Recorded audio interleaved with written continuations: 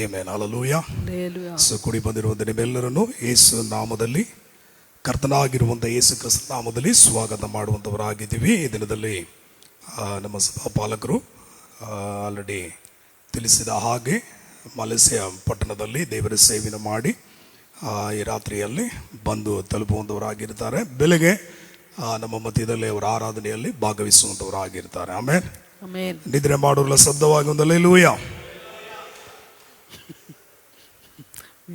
ಸರಿ, ಎಚ್ಚರವಾಗಿರೋಲ್ಲ ಒಂದು hallelujah. Amen. ಕರ್ತನಾದಂಥ ಯೇಸು ಕ್ರಿಸ್ತನ ನಾಮದಲ್ಲಿ ನಿಮ್ಮೆಲ್ಲರನ್ನು ಸ್ವಾಗತ ಮಾಡ್ತಾ ಇದ್ದೀನಿ. ನಮ್ಮ ಸಭಾಪಾಲಕರು ಇಲ್ಲದೆ ಇರುವುದರಿಂದ ಈ ದಿನದಲ್ಲಿ ನಿಮ್ಮ ಮುಂದೆ ಇದ್ದು ದೇವರ ವಾಕ್ಯವನ್ನು ಕೊಡುವಂಥ ಅವಕಾಶವನ್ನು ಒದಗಿಸಿಕೊಂಡಂಥ ದೇವರಿಗೂ ಸಭಾಪಾಲಕರಿಗೂ ನಿಮ್ಮೆಲ್ಲರಿಗೂ ನನ್ನ ಕೃತಜ್ಞತೆಯನ್ನು ಮಾಡುವಂಥವನಾಗಿದ್ದೀನಿ. ಎಷ್ಟು ಜನ ದೇವರ ವಾಕ್ಯವನ್ನು ಕೇಳಬೇಕಂತ ಆಸಕ್ತಿಯಿಂದ ಇದ್ದೀನಿ? ಆಮೇಲೆ ಹೊಸ ಚರ್ಚು, ಹೊಸ ಜನರು, ಅನೇಕ ಕಾರ್ಯಗಳು ಹೊಸದಾಗಿರುವುದರಿಂದ ನಮ್ಮ ಮನಸ್ಸು, ನಮ್ಮ ಆತ್ಮ, ಪ್ರಾಣ ದೇವರ ವಾಕ್ಯದ ಕಡೆಗೆ ಇರಲಿ ಎಂಬುದಾಗಿ ಹೇಳಿ ನಾವು ಈ ದಿನದಲ್ಲಿ ದೇವರ ವಾಕ್ಯಕ್ಕೆ ನೇರಾಗಿ ನಾವು ಹೋಗೋಣ. ಕಳೆದ ಸಾರಿ ನಾನು ಎಲ್ಲಿ ಬಿಟ್ಟೇನೋ ಅಲ್ಲಿಂದ ನಾವು ಪ್ರಾರಂಭಿಸುವಂಥವರಾಗಿ ಕಾಣಲ್ಪಡೋಣ. ತೆಗೆದು ಓದಿಕೊಳ್ಳುವ ಲೂಕನ ಬರೆದಂಥ ಸುವಾರ್ತೆ 2ನೇ ಅಧ್ಯಾಯ 11ನೇ ವಾಕ್ಯವನ್ನು ನಾವು ಓದಿಕೊಳ್ಳುವ. ಲೂಕನ ಬರೆದಂಥ ಸುವಾರ್ತೆ 2:11. ಅದೇನೆಂದರೆ ಈ ಹೊತ್ತು ನಿಮಗೋಸ್ಕರ ಇದು ಮಾನಿಟರ್ ಸ್ವಲ್ಪ ಹಾಕೊಳ್ಳಿ. ಓಕೆ, ನಮಗೋಸ್ಕರ ಓಕೆ, ಯಾರಿಗೋಸ್ಕರ ಇರಲಿ. ಆಮೇಲೆ ನಿಮಗೋಸ್ಕರ ದಾವೀದನ ಊರಲ್ಲಿ ಒಬ್ಬ ರಕ್ಷಕನು ಹುಟ್ಟಿದ್ದಾನೆ. ಆತನು ಕರ್ತನಾಗಿರುವ ಕ್ರಿಸ್ತನೇ ಎಂಬುದಾಗಿ ಇಲ್ಲಿ ದೇವರ ವಾಕ್ಯದಲ್ಲಿ ಬರೆಯಲ್ಪಟ್ಟಿದೆ. ಕಳೆದ ಸಾರಿ ಈ ವಾಕ್ಯದಿಂದ ಕೆಲವು ಸಂಗತಿಗಳನ್ನು ನಾವು ನೋಡಿದ್ದೀವಿ. ಯೇಸುವೆ ಕರ್ತನು ಎಂಬುದಾಗಿರುವಂಥ ಸಂಗತಿಯನ್ನು 2-3 ಕಾರ್ಯಗಳು ನಾವು ನೋಡಿದ್ದೀವಿ. ಅದನ್ನೇ ಹಾಗೆ ಕಂಟಿನ್ಯೂ ಆಗಿ ನಾವು ನೋಡಿ ದೇವರ ಚಿತ್ತವಾದರೆ ಇವತ್ತು ಕ್ರಿಸ್ತನನ್ನು ಕುರಿತು ನಾವು ಸ್ವಲ್ಪ ಅರಿಯುವಂಥವರಾಗಿ ನಾವು ಕಾಣಲ್ಪಟ್ಟು ನಂತರ ನಾವು ಹೋಗುವಂಥವರಾಗಿ ನಾವು ಕಾಣಲ್ಪಡುವಂಥವರಾಗಿರೋಣ. ಇಲ್ಲಿ ದೇವರ ವಾಕ್ಯದಲ್ಲಿ ಸ್ಪಷ್ಟವಾಗಿ ಬರೆಯಲ್ಪಟ್ಟಿದೆ, ರಕ್ಷಕನು, ಕರ್ತನು, ಕ್ರಿಸ್ತನು ಎಂಬುದಾಗಿ. ಎಲ್ಲ ಹೇಳ್ರಿ ನನ್ನ ಜೊತೆಲಿ ಸೇರಿ, ರಕ್ಷಕನು, ಕರ್ತನು, ಕ್ರಿಸ್ತನು. ಓಕೆ, ತಮಿಳ್ ಮತ್ತು ಇಂಗ್ಲಿಷ್ ಅಲ್ಲಿ ಮೇಲೆ ಕರ್ತನು ಮೊದಲು ಬರುವಂತದ್ದಾಗಿದೆ, ನಂತರ ಕ್ರಿಸ್ತನು ರಕ್ಷಕನು ಎಂಬುದಾಗಿದೆ. ಕರ್ತನು ಎಂಬುದಾಗಿರುವಂತ ಸಂಗತಿಯನ್ನು ನಾವು ಕಳೆದ ದಿನದಲ್ಲಿ ನಾವು ನೋಡುವಂತವರಾಗಿದ್ದೀವಿ. ಪ್ರಿಯವಾದ ದೇವಜನರೇ, ಇವತ್ತು ಅನೇಕರಿಗೆ ದೇವ ಜನರಾಗಿದ್ದಾರೆ, ದೇವರ ಮಕ್ಕಳಾಗಿದ್ದಾರೆ, ಕ್ರೈಸ್ತರಾಗಿದ್ದಾರೆ. ಅವರ ಅನೇಕರಿಗೆ ಯೇಸು ರಕ್ಷಕನು ಎಂಬುದಾಗಿ ಎಲ್ಲರಿಗೆ ಚೆನ್ನಾಗಿ ಗೊತ್ತಿದೆ. ಹೌದಾ ಇಲ್ವಾ? ಯೇಸು ಯಾರು? ರಕ್ಷಕರು. ನಮ್ಮ ಪಾಪಕ್ಕಾಗಿ ಆತನು ಈ ಭೂಮಿಗೆ ಬಂದು ನಮ್ಮೆಲ್ಲ ಪಾಪವನ್ನು ಆತನು ಹೊತ್ತುಕೊಂಡು ಕಲ್ವಾರಿ ಸುಲಭೆಯಲ್ಲಿ ಆತನು ನಮಗಾಗಿ ಸತ್ತಿದ್ದಾನೆ. ಆತನು ಬಂದಿದ ಮೂಲಕವಾಗಿ, ಸತ್ತಿದ ಮೂಲಕವಾಗಿಯೇ ನಮಗೆ ರಕ್ಷಣೆ ಉಂಟಾಗಿದೆ ಎಂಬುದಾಗಿ ಎಲ್ಲರೂ ನಂಬುವಂತವರಾಗಿ ನಾವು ಕಾಣಲ್ಪಡ್ತೀವಿ. ಆದರೆ ಅನೇಕರು ಯೇಸು ಕರ್ತನು ಎಂಬುದಾಗಿರುವಂಥ ಆ ವಿಷಯವನ್ನು ಅರಿಯದಂಥವರಾಗಿದ್ದಾರೆ. ವಾಕ್ಯದಲ್ಲಿ ಬರೆಯಲ್ಪಟ್ಟಿದೆ, ಆತನು ಬರೀ ರಕ್ಷಕನು ಮಾತ್ರವಲ್ಲ, ಆತನು ಕರ್ತನಾಗಿದ್ದಾನೆ. ಎಲ್ಲ ಹೇಳ್ರಿ ನೋಡೋಣ, ಆತನು ಯಾರಾಗಿದ್ದಾನೆ? ಕರ್ತನಾಗಿ ಇರುವಂತ, ಕ್ರಿಸ್ತನಾಗಿರುವಂತ, ರಕ್ಷಕನಾಗಿರುವಂತ ದೇವನು. ನಾನು ಕಳೆದ ಸಾರಿ ನಿಮಗೆ ಹೇಳಿದ ಹಾಗೆ ಈ ವಾಕ್ಯದಲ್ಲಿ ನಮ್ಮ ದೇವರ ತ್ರಿಯೇಕವನ್ನು ಇಲ್ಲಿ ಏನ್ ಮಾಡಬಹುದು, ನೋಡಬಹುದು. ನಮಗೆ ಎಷ್ಟು ದೇವರಿದ್ದಾರೆ? ಜೋರಾಗಿ ಒಬ್ಬರೇ ದೇವರು. ಆಮೇಲೆ ಆದ್ರೆ ತಂದೆ, ಮಗ, ಪವಿತ್ರ ಆತ್ಮನ ಅಂತ ಹೇಳಿ 3 ಹೇಳ್ತೀವಿ. 3 ದೇವರ, ಒಂದೇ ದೇವರ. ಮತ್ತೆ ತಂದೆ ಯಾರು? ಕ್ರಿಸ್ತನ ಯಾರು? ರಕ್ಷಕನು ಯಾರು? ಪವಿತ್ರ ಆತ್ಮನ ಯಾರು? ಒಂದೇ ದೇವರು. ಆಮೇಲೆ ಇದನ್ನು ಕುರಿತು ನಮಗೆ ಗಲಿಬಿಲಿ ಇಲ್ಲ. ಯಾಕಂದ್ರೆ ನಮ್ಮ ಸಭಾಪಾಲಕರು ಕಳೆದ ವರ್ಷಗಳಲ್ಲಿ ಹೆಚ್ಚು ಕಡಿಮೆ 1 ವರ್ಷ ತ್ರಿಯೇಕ ಬಗ್ಗೆ, ಟ್ರಿನಿಟಿ ಬಗ್ಗೆ ತೆಗೆದಿದ್ದಾರೆ. ಅನೇಕ ವಾಕ್ಯಗಳನ್ನು ಆಧಾರದಿಂದ ನಮ್ಮ ದೇವರು ಯಾರು ಎಂಬುದಾಗಿರುವಂಥ ಸಂಗತಿಯನ್ನು ನಾವು ಆಲ್ರೆಡಿ ತಿಳಿದವರಾಗಿದ್ದೀವಿ. ನಮಗೆ 3 ದೇವರಲ್ಲ, ಒಂದೇ ದೇವರು 3 ವಿಧಗಳಲ್ಲಿ ತನ್ನ ಕಾರ್ಯವನ್ನು ಆತನು ಮಾಡುವಂಥವನಾಗಿದ್ದಾನೆ. ಯಾಕೆ ಒಂದೇ ದೇವರು ತಾನೆ ಒಂದೇ ದೇವರಾಗಿದ್ದು ಕಾರ್ಯ ಮಾಡ್ಬೋದಲ್ಲ ಅಂತ ಹೇಳಿದ್ರೆ, ನಿನಗಾಗಿ ನನಗಾಗಿ ಆತನು ಈ ಕಾರ್ಯವನ್ನು ಮಾಡಬೇಕಾಗಿತ್ತು. ಆಮೇಲೆ ತಂದೆಯಾದ ದೇವರು ನೀತಿಯುಳ್ಳ ದೇವರು, ನೀತಿಯುಳ್ಳ ನ್ಯಾಯಾಧಿಪತಿಯಾಗಿದ್ದ. ಆಮೇಲೆ ಪಾಪ ಮಾಡಿದ್ರೆ ಏನ್ ಬರಲೇಬೇಕು? ಪಾಪದ ಸಂಬಳ ಮರಣ. ಸೊ ಒಂದು ಮನುಷ್ಯನು, ಒಂದು ವ್ಯಕ್ತಿ ಪಾಪ ಮಾಡಿದ್ರೆ ಅವನಿಗೆ ಏನ್ ಖಂಡಿತ ಖಂಡಿತ ಬರಲೇಬೇಕಾಗಿರುವಂಥದ್ದು ಮರಣ. ಆ ಮರಣದಿಂದ ಅಥವಾ ಆ ಮರಣ ಎಂಬುದಾಗಿರುವಂತ ನರಕದಿಂದ ನಿನ್ನನ್ನು ನನ್ನನ್ನು ತಪ್ಪಿಸಬೇಕೆಂಬುದಕ್ಕೋಸ್ಕರ ಆ ದೇವರು ಯೇಸುವಾಗಿ ಭೂಮಿಗೆ ಬಂದಿದ್ದಾರೆ. Amen, hallelujah. ಅದು ಮಾತ್ರವಲ್ಲ, ಆತನು ಬಂದಿದ್ದು ಮಾತ್ರವಲ್ಲ, ನಮ್ಮೆಲ್ಲ ಪಾಪವನ್ನು ಆತನ ಏನ್ ಮಾಡಿದ್ರು? ಒತ್ತುಕೊಂಡು ಕಲ್ಬಾರಿ ಸುಲಭೆಯಲ್ಲಿ ಸತ್ತರು. ಸತ್ತಂತ ಆ ಯೇಸುವನ್ನು ಪವಿತ್ರ ಆತ್ಮನು, ತಂದೆಯ ಆತ್ಮನು, ಸತ್ತು ಹೋದಂತ ಯೇಸುವನ್ನು ಜೀವದಿಂದ ಏನ್ ಮಾಡಿದ್ರು? ಆಮೇಲೆ ಯಾರಿಗಾಗಿ? ಸ್ವಲ್ಪ ಜೋರಾಗಿ ಹೇಳಿ ನೋಡೋಣ. ನಮಗಾಗಿ. ಯಾರಿಗಾಗಿ? ನಮಗಾಗಿ. ಅದಕ್ಕಾಗಿನೇ ದೇವರು ತಂದೆ, ಮಗ, ಪವಿತ್ರ ಆತ್ಮನ ಕಾರ್ಯರೂಪದಲ್ಲಿ ಆತನು ಕ್ರಿಯೆ ಮಾಡುವಂತ ದೇವರಾಗಿದ್ದಾನೆ. ಹಲ್ಲೆಲೂಯಾ. ಸೊ ಅನೇಕರು ಯೇಸುವನ್ನು ರಕ್ಷಕನು ಎಂಬುದಾಗಿ, ಕ್ರಿಸ್ತನು ಎಂಬುದಾಗಿ ಕೂಡ ನಂಬ್ತಾರೆ. ಆದ್ರೆ ಯೇಸುವೇ ಕರ್ತನು ಎಂಬುದಾಗಿ ಅನೇಕರು ಮರೆತು ಹೋದಂಥವರಾಗಿದ್ದಾರೆ. ಸೊ ಅದಕ್ಕೆ ಇಲ್ಲಿ ದೇವರ ವಾಕ್ಯದಲ್ಲಿ ಬರೆಯಲ್ಪಟ್ಟಿದೆ, ಯೇಸು ಬರೀ ರಕ್ಷಕನ ಅಲ್ಲ, ಬರೀ ಕ್ರಿಸ್ತನ ಅಲ್ಲ, ಆತನೇ ಕರ್ತನಾದ ಯೇಸು ಕ್ರಿಸ್ತನಾಗಿದ್ದಾನೆ. ಆತನ ಯಾರಾಗಿದ್ದಾನೆ? ಕರ್ತನಾಗಿರುವ ಯೇಸು, ಕರ್ತನಾದ ಯೇಸು ಕ್ರಿಸ್ತನಾಗಿದ್ದಾನೆ. ಯಾವಾಗಪ್ಪ ಯೇಸು ಕರ್ತನು ಕ್ರಿಸ್ತನು ರಕ್ಷಕನಾಗಿ ಯಾವಾಗ ಆದ್ರು ಅಂತ ಹೇಳಿದ್ರೆ, ದೇವರ ವಾಕ್ಯದಲ್ಲಿ ಬರೆಯಲ್ಪಟ್ಟಿದೆ. ಅಪೊಸ್ತಲ ಕೃತ್ಯಗಳು 2ನೇ ಅಧ್ಯಾಯ 36ನೇ ವಾಕ್ಯ. ಇದು ನಮ್ಮ ಸಭಾ ಪಾಲಕರು ಅತ್ಯಧಿಕವಾಗಿ ನಮಗೆ ಬೋಧಿಸಿದಂತ ಒಂದು ವಾಕ್ಯವಾಗಿದೆ, ನಮ್ಮೆಲ್ಲರಿಗೆ ಗೊತ್ತಿರುವಂತ ವಾಕ್ಯವಾಗಿದೆ.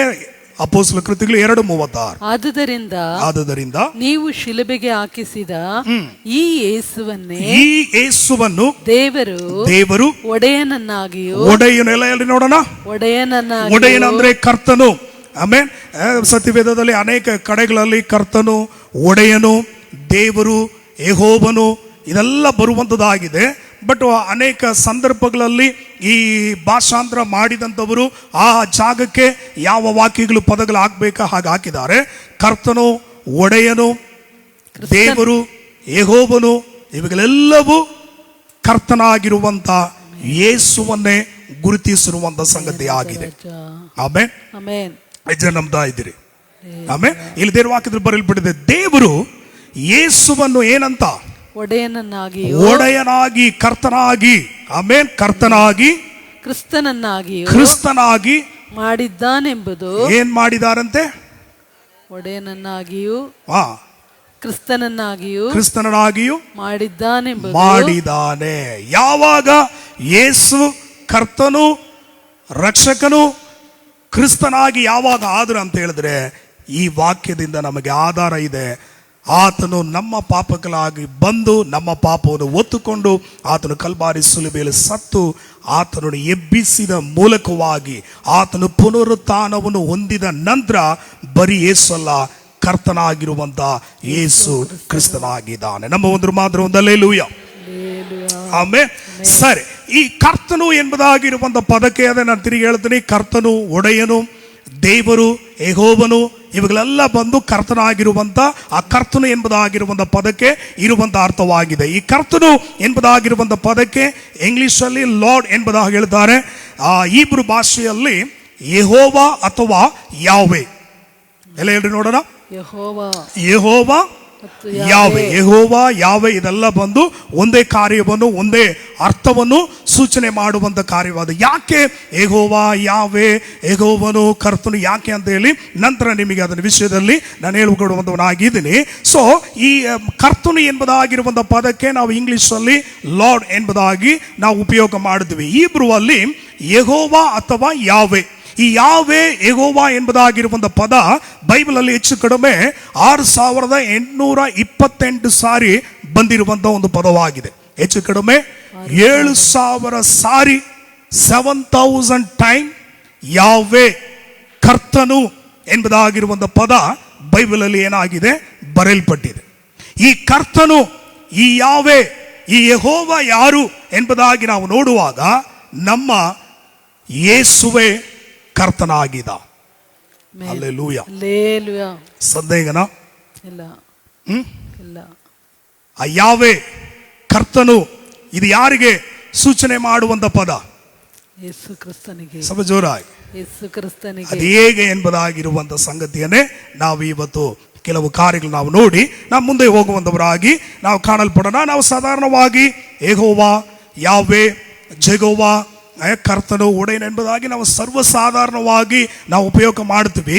ಆದ್ರೆ ಇವತ್ತು ಕೂಡ ಆವತ್ತಿಂದ ಹೆಚ್ಚು ಕಡಿಮೆ 6000 ವರ್ಷಗಳಿಂದ ಯೆಹೂದ್ಯರು ಈ ಪದವನ್ನು ನಾವು ಹೇಳುವ ಪ್ರಕಾರ ಅವರು ಓಪನ್ ಆಗಿ ಅಷ್ಟು ಸುಲಭವಾಗಿ ಈ ಯಾವೇ, ಜೆಗೋವಾ, ಯೆಹೋವಾ ಎಂಬುದಾಗಿರುವಂತ ಪದವನ್ನು ಅವ್ರು ಏನ್ ಮಾಡುವುದಿಲ್ಲ, ಉಪಯೋಗ ಮಾಡುವುದು. ಯಾಕಂದ್ರೆ ಯಾವೇ, ಯೆಹೋವಾ ಎಂಬುದಾಗಿರುವಂತ ಪದಕ್ಕೆ ಅನೇಕ ಅರ್ಥಗಳಿದೆ. ಅದರಲ್ಲಿ ಒಂದು, ಆತನು ಭಯ ಭಕ್ತಿಗೆ ಯೋಗಿನಾಗಿರುವಂತ ದೇವರು. ಆಮೆನ್. ಯೆಹೋವನು, ಯಾವೇ ಎಂಬುದಾಗಿರುವಂತ ಪದಕ್ಕೆ ಅನೇಕ ಅರ್ಥಗಳಿದೆ. ಅದರಲ್ಲಿ ಒಂದು, ಆತನು ತುಂಬಾ ಭಯ ಭಕ್ತಿಗೆ ಯೋಗಿನಾಗಿರುವಂತ ದೇವರಾಗಿದ್ದ. ಹಲ್ಲೆಲೂಯಾ. ವಿಮೋಚನಾ ಕಾಂಡದಲ್ಲಿ ವಿಮೋಚನಾ ಕಾಂಡದಲ್ಲಿ ಮೋಸೆಯ ಮೂಲಕವಾಗಿ ಎಷ್ಟು ಆಜ್ಞೆಗಳು ಕೊಡಲ್ಪಟ್ಟಿದ್ದು ಕೇಳ್ತಾ ಇದೆ. ಶಬ್ದ ಕನ್ನಡ ತರ ಬರ್ತಾ ಇದೆ, ಬೇರೆ ಏನೋ ತರ ಬರ್ತಾ ಇದೆ. ಓಕೆ, ಹಳೆ ಒಡன்பಡಿಕೆಯಲ್ಲಿ ಮೋಸೆ ಕೈಯಲ್ಲಿ ದೇವರು ಎಷ್ಟು ಆಜ್ಞೆಗಳನ್ನು ಕೊಟ್ರು? ಅದಪ್ಪ ಎಷ್ಟು ಅಂತ ಕೇಳ್ತಾ ಇದೆ. 10. 10ಲ್ಲಿ ಒಂದು ಆಜ್ಞೆ, ನಿನ್ನ ಯೆಹೋವನಾಗಿರುವಂತ ನಿನ್ನ ಯೆಹೋವನ ನಾಮವನ್ನು ಏನ್ ಮಾಡಬಾರ್ದು, ಸುಮ್ನೆ ಏನ್ ಮಾಡಬಾರ್ದು, ಹೇಳಬಾರ್ದು. ಯಾರ ನಾಮವನ್ನು? ಆ ಯಾವೇ, ಆ ಯೆಹೋವ, ಕರ್ತನಾಗಿರುವಂತ ನಾಮವನ್ನು ಸುಮ್ನೆ ಏನ್ ಮಾಡಂಗಿಲ್ಲ, ಉಚ್ಚಾರಣೆ ಮಾಡಬಾರ್ದು. ಆಮೇಲೆ ನೋಡಿ, ಬೈಬಲ್ ಅಲ್ಲಿ ನೀವು ನೋಡಿದ್ರೆ ಯಹೂದಿಯ ಜನರ ರೀತಿಯಲ್ಲಿ ಒಂದು ಶ್ರೇಷ್ಠವಾದಂತ ಜನ ಅಂತ ಬೇರೆ ಯಾರಾದ್ರು ಇದ್ದಾರ? ಇಲ್ಲ. ಅವರ ಕಣ್ಣುಗಳಲ್ಲಿ, ಅವರ ದೃಷ್ಟಿಯಲ್ಲಿ ಈ ಲೋಕದಲ್ಲಿ ಎಷ್ಟು ದೊಡ್ಡ ಐಶ್ವರ್ಯವಂತನಾಗಿರಲಿ, ಅವನು ಎಷ್ಟು ದೊಡ್ಡ ಪದವಿ ಸ್ಥಾನಮಾನ ಹೊಂದಿದವನಾಗಿರಲಿ, ಅವರ ಕಣ್ಗಳಲ್ಲಿ ಇವರೆಲ್ಲ ನಾಯಿಗಳು ಹಂದಿಗಳಿಗೂ ಸಮವಾಗಿರುವಂತ ವ್ಯಕ್ತಿಯಾಗಿ ಅವರ ಕಣ್ಗಳಲ್ಲಿದ್ದ. ಅಂದ್ರೆ ಇಡೀ ಲೋಕದಲ್ಲೇ ಶ್ರೇಷ್ಠವಾದಂತ ಜನ, ಆತನ ದೇವರ ಸ್ವಂತ ಜನ ಅಂತ ಕೊಚ್ಚಿಕೊಳ್ಳುವಂತ ಜನ ಅಂದ್ರೆ ಅವರೇ. ಅವರ ಕಣ್ಣಲ್ಲಿ ನಾವೆಲ್ಲರೂ ನಾಯಿಗಳು, ಹಂದಿಗಳಾಗಿದ್ದೀವಿ. ಅವರಿಗೆ ಸಿಗದಾಗಿರುವಂತ ಒಂದು ಭಾಗ್ಯ, ಒಂದು ಆಶೀರ್ವಾದ ಏನಪ್ಪಾ ಅಂತ ಹೇಳಿದ್ರೆ, ಅವರು ಆ ಯಾವೇ, ಯೆಹೋವಾ, ಆ ಕರ್ತನ ನಾಮವನ್ನು ಸುಮ್ನೆ ಏನ್ ಮಾಡಲೇಬಾರದು. ಆದ್ರೆ ನೀನಗೂ ನನಗೂ ದೇವರು ಕೊಟ್ಟಿರುವಂತ ಒಂದು ಅವಕಾಶ, ಒಂದು ಆಶೀರ್ವಾದ ಏನಪ್ಪಾ ಅಂತ ಹೇಳಿದ್ರೆ, ಆತನ ನಾಮದಿಂದಲೇ ನಮಗೆ ಎಲ್ಲ. ನಾಮೇನಿಲ್ಲ, ನೋಮೇನಿಲ್ಲ. ಬೇರೆ ನಾಮ ಏನಾದಿದೆಯಾ? ಬೇರೆ ನಾಮವಿಲ್ಲ ಎಸಯ್ಯ. ಬರೀ ಹಾಡಾಡ್ತೀವಿ, ಆದ್ರೆ ಇಲ್ಲಿ ಬಾಯಿ ಬಿಡಲ್ಲ. ಆಮೇಲೆ ಮೊದಲು ಪಾಪಿಯಾಗಿರುವಂತ ಒಂದು ವ್ಯಕ್ತಿ ಮೊದಲು ನಂಬಿಕೆ ಇಟ್ಟ ತಕ್ಷಣ ಆ ಕರ್ತನು, ಆ ಯಾವೇ ಅಂತ ದೇವರಿಗೆ ನೀನು ನಾನು ಏನಾಗ್ಬಿಡ್ತೀವಿ? ಯಾರ ನಾಮದಲ್ಲಿ? ಆ ನಾಮವನ್ನು ನಾವು ಎಷ್ಟು ಮಟ್ಟಕ್ಕೆ ನಾವು ಹೇಳ್ತೀವೋ ಅಷ್ಟು ಕಾರ್ಯಗಳು ನಮ್ಮ ಜೀವನದಲ್ಲಿ ಅನುಭವಿಸ್ತೀವಿ. ಆಮೇಲೆ ಆದರೆ ಯೂದರುಗಳಿಗೆ ಏನಾಗಿಲ್ಲ, ಆ ಸೌಭಾಗ್ಯ ಸಿಗ್ಲಿಲ್ಲ. ಇವತ್ತು ಯೇಸುವನ್ನು ಅವರು ನಂಬ್ತಾರೆ. ಯೇಸುವನ್ನು ಅವರು ಅಲ್ಲಗಳಿಸ್ತಾ ಇಲ್ಲ. ಏನಂತ ನಂಬ್ತಾರೆ? ಈತನು ಒಂದು ಪ್ರವಾದಿ, ಒಂದು ರಬಿ, ಒಂದು ಗುರು ಎಂಬುದಾಗಿ ನಂಬ್ತಾರೆ. ಆತನೇ ಮೆಸ್ಸಯ, ಆತನೇ ಮೇಸಿಯ ಎಂಬುದಾಗಿ ಅವ್ರು ಏನ್ ಮಾಡ್ತಾ ಇಲ್ಲ, ನಂಬ್ತಾ ಇಲ್ಲ. ನಂಬದೇ ಇದ್ದ ಕಾರಣ ಅವರಿಗೆ ರಕ್ಷಣೆ ಇಲ್ಲ.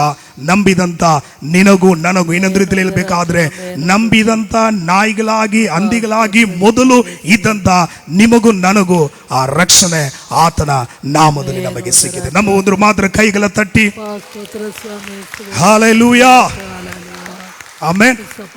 ನಾವು ನಿಜವಾಗ್ಲೂ ಧನ್ಯರೇ. ನಮ್ಮ ಹೇಳ್ತೀರಾ? ಆಮೆನ್. ನಾವು ಯಾರಾಗಿದ್ದೀವಿ? ಧನ್ಯರು.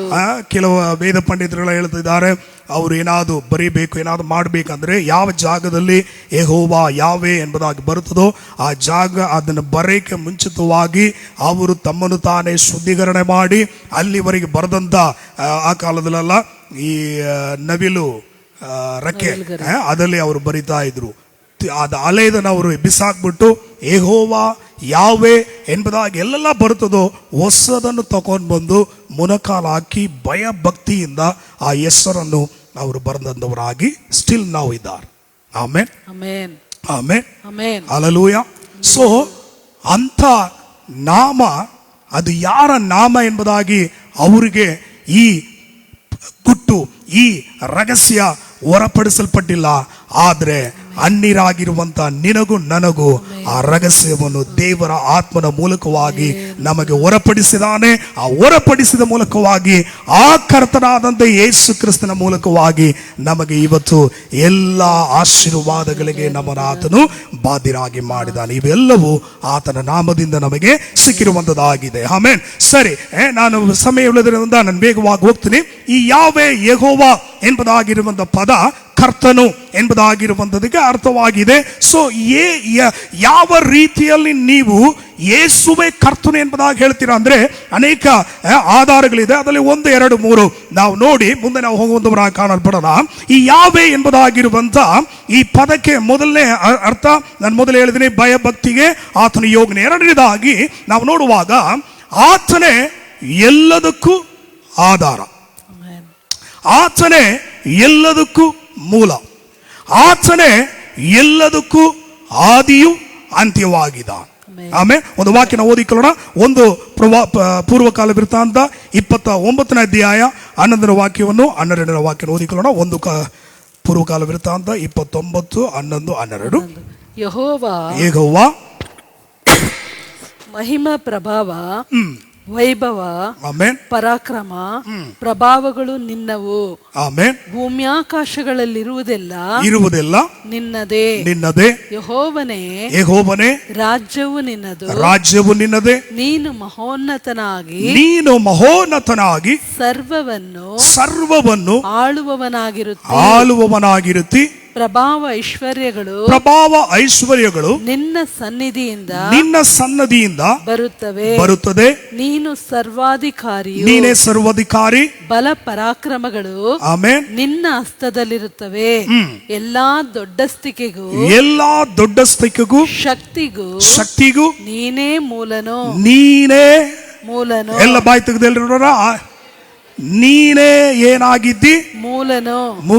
ನಾನು ಮೊದಲೇ ಹೇಳಿದೆ, ಯಾವೆ ಯೆಹೋವ ಎಂಬುದಾಗಿರುವಂತ ಪದಕ್ಕೆ ಅರ್ಥ ಎಲ್ಲದಕ್ಕೂ ಮೂಲ, ಎಲ್ಲದಕ್ಕೂ ಆಧಾರ, ಎಲ್ಲದಕ್ಕೂ ಆದಿ ಆತನೊಬ್ಬನೇ. ಆಮೆನ್. ವಾಕ್ಯದಲ್ಲಿ ಬರೆಯಲ್ಪಟ್ಟಿದೆ, ಎಲ್ಲದಕ್ಕೂ ಮೂಲ ನೀನೇ. ಯಾಕೆ ಅಂತ ಹೇಳಿದ್ರೆ ಎಲ್ಲವನ್ನು ಉಂಟು ಮಾಡಿದ ಯಾರು? ಇವತ್ತು ನಾವು ನೋಡುವಂತ ಈ ಭೂಮಿ, ಆಕಾಶ, ಸೂರ್ಯ, ಚಂದ್ರ, ನಕ್ಷತ್ರಗಳು, ಈ ಪಕ್ಷಿ, ಪ್ರಾಣಿಗಳು, ಇವುಗಳೆಲ್ಲ ಇಲ್ಲದೆ ಇರುವುದಕ್ಕೆ ಮುಂಚಿತವಾಗಿ ಯಾರಿದ್ದು? ಯಾರು? ಆಮೆನ್. ಕರ್ತನ ಇದ್ರ ನೀವೆಲ್ಲ ನೋಡಿದ್ರೆ ನಾವೆಲ್ಲ ಒಪ್ಪಲ್ಲ ಪಾಸ್ಟರ್, ನೀವೇನ್ ಬೇಕಾದ್ರೆ ಹೇಳ್ಬೋದು, ಆ ರೀತಿಲಿ ಇದೆ. ಎಷ್ಟು ಜನ ಒಪ್ಕೊಳ್ತಾ ಇದ್ದೀರಿ? ಎಲ್ಲದಕ್ಕೂ ಮೂಲ ಬಾಯಿ ತೆಗೆದು ಹೇಳ್ರಿ ನೋಡೋಣ. ಆಮೆನ್. ನಂಬ್ತೀರಾ? ನಿನಗೂ ನನಗೂ ನಮಗೆ ಮೂಲ ಆತನು ಒಬ್ಬನೇ, ನಮಗೆ ಆಧಾರ ಆತನು ಒಬ್ಬನೇ. ಬೇರೆ ಯಾರಾದಿದ್ದಾರಾ? ನಮ್ಮ ಸ್ಥಾನ ಮಾನ ನಮಗೆ ಕೊಡಲ್ಪಟ್ಟಿರುವಂತ ಪ್ರತಿ ಒಂದಕ್ಕೂ, ನಮ್ಮ ಎಲ್ಲ ಆಶೀರ್ವಾದಗಳಿಗೂ ಆಧಾರ ಯಾರು? Amen. The sources of all sources. ಎಲ್ಲ ಆಧಾರಕ್ಕೂ, ಎಲ್ಲ ಆಶೀರ್ವಾದಗಳಿಗೂ ಆಧಾರ ಆ ಕರ್ತನಾಗಿರುವಂತ, ಯಾವೆಯಾಗಿರುವಂತ ಕರ್ತನಾದಂತ ಯೇಸುವಾಗಿದ್ದಾನೆ. ಹೇಗೆ ಇದನ್ನು ನೀವು ಯೇಸುವೆ ಕರ್ತನು ಎಂಬುದಾಗಿ ಹೇಳ್ತೀರಾ ಅಂತ ಹೇಳಿದ್ರೆ, ಆತನೇ ಮೂಲ. ದೇವರ ವಾಕ್ಯದಲ್ಲಿ ಬರೆಯಲ್ಪಟ್ಟಿದೆ. 1 ಕೊರಿಂಥ 8ನೇ ಅಧ್ಯಾಯ 6ನೇ ವಾಕ್ಯ ಓದಿಕೊಳ್ಳಿ. 1 ಕೊರಿಂಥ 8:6. 1 ಕೊರಿಂಥ 8:6.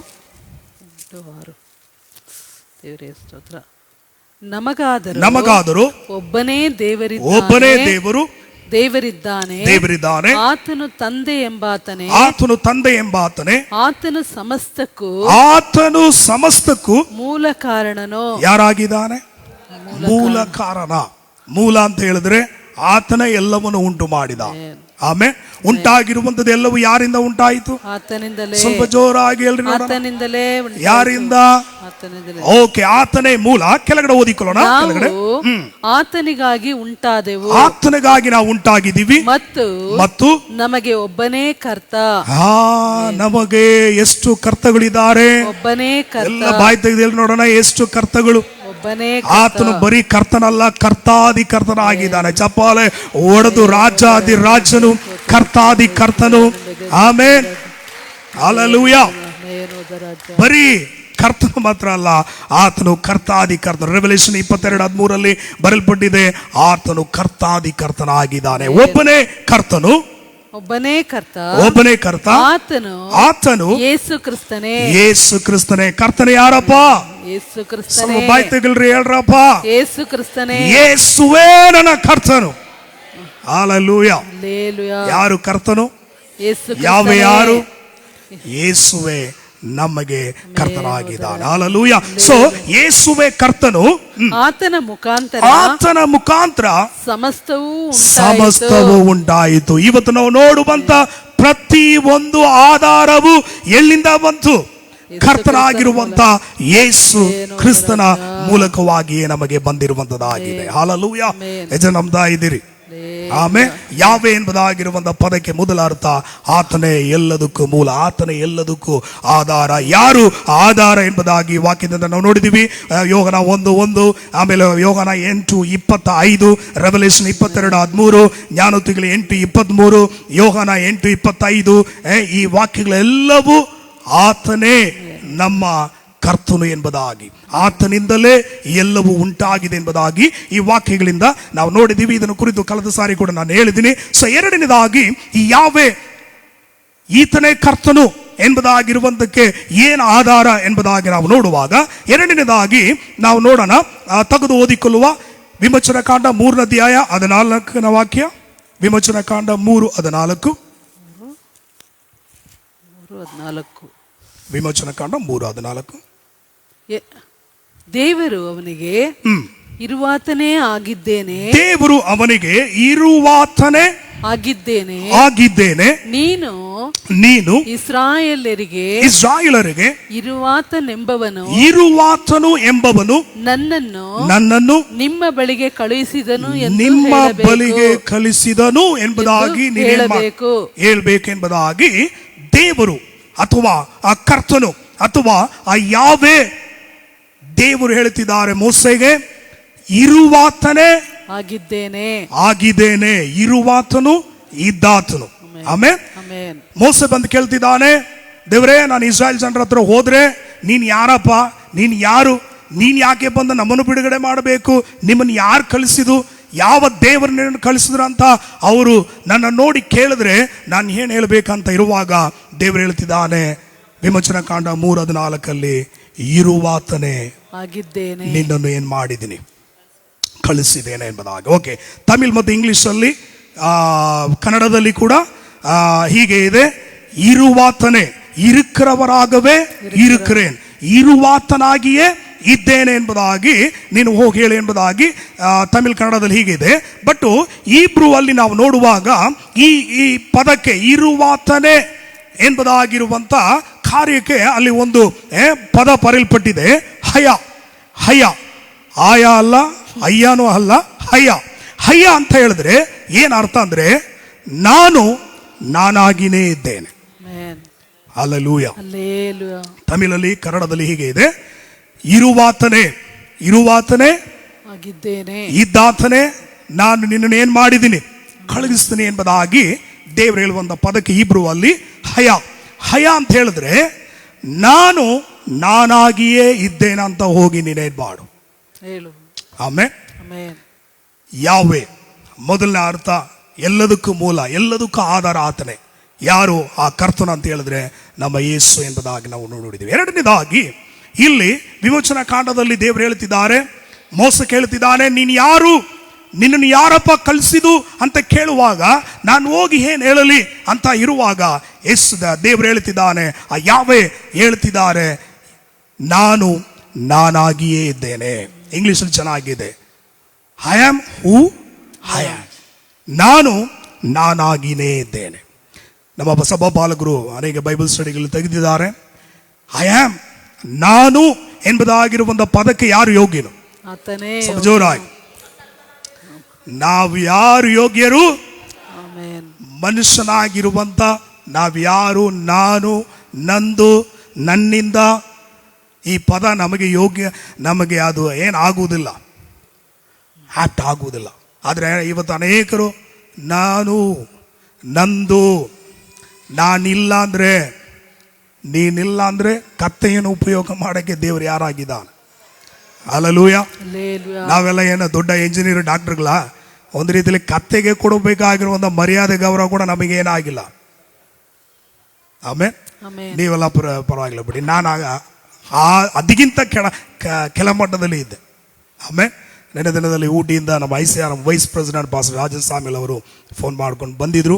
ಬಂದು ಚಚ್ಚಲ ನೋಡ್ಬಿಟ್ಟು ಅವರು ಒಂದು ಮಾತು ಹೇಳಿದ್ರು, ಹೆಂಗಿದ್ದಂಥ ನಿನ್ನನ್ನು ದೇವರು ಯಾವ ಸ್ಥಿತಿಗೆ ಇಟ್ಟಿದ್ದಾರೆ.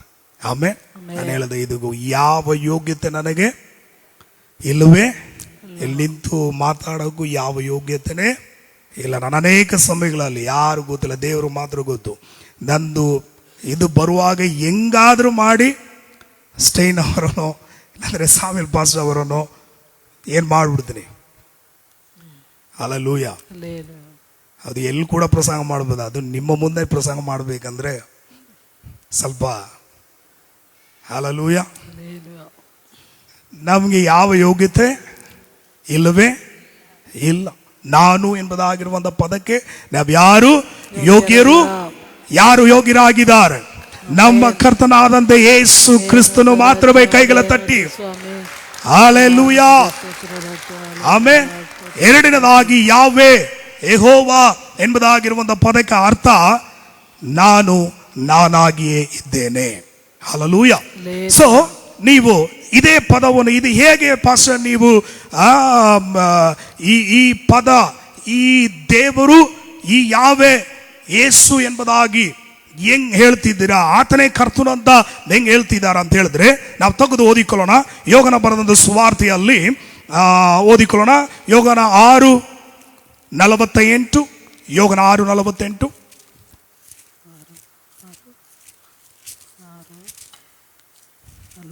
ಯೋಗನ 10:9. ಜೀವ ಕೊಡುವ ರೊಟ್ಟಿ ನಾನೇ, ಜೀವ ಕೊಡುವ ರೊಟ್ಟಿ ನಾನೇ, ರೊಟ್ಟಿ ನಾನೇ. ನಾನು ಅಂತ ಇದೆಯಾ, ನಾನೇ ಅಂತ ಇದೆಯಾ? ನಾನೇ. ನಾನೇ ಅಂದ್ರೆ ಏನರ್ಥ? ನಾನು ಅಂದ್ರೆ ಏನರ್ಥ?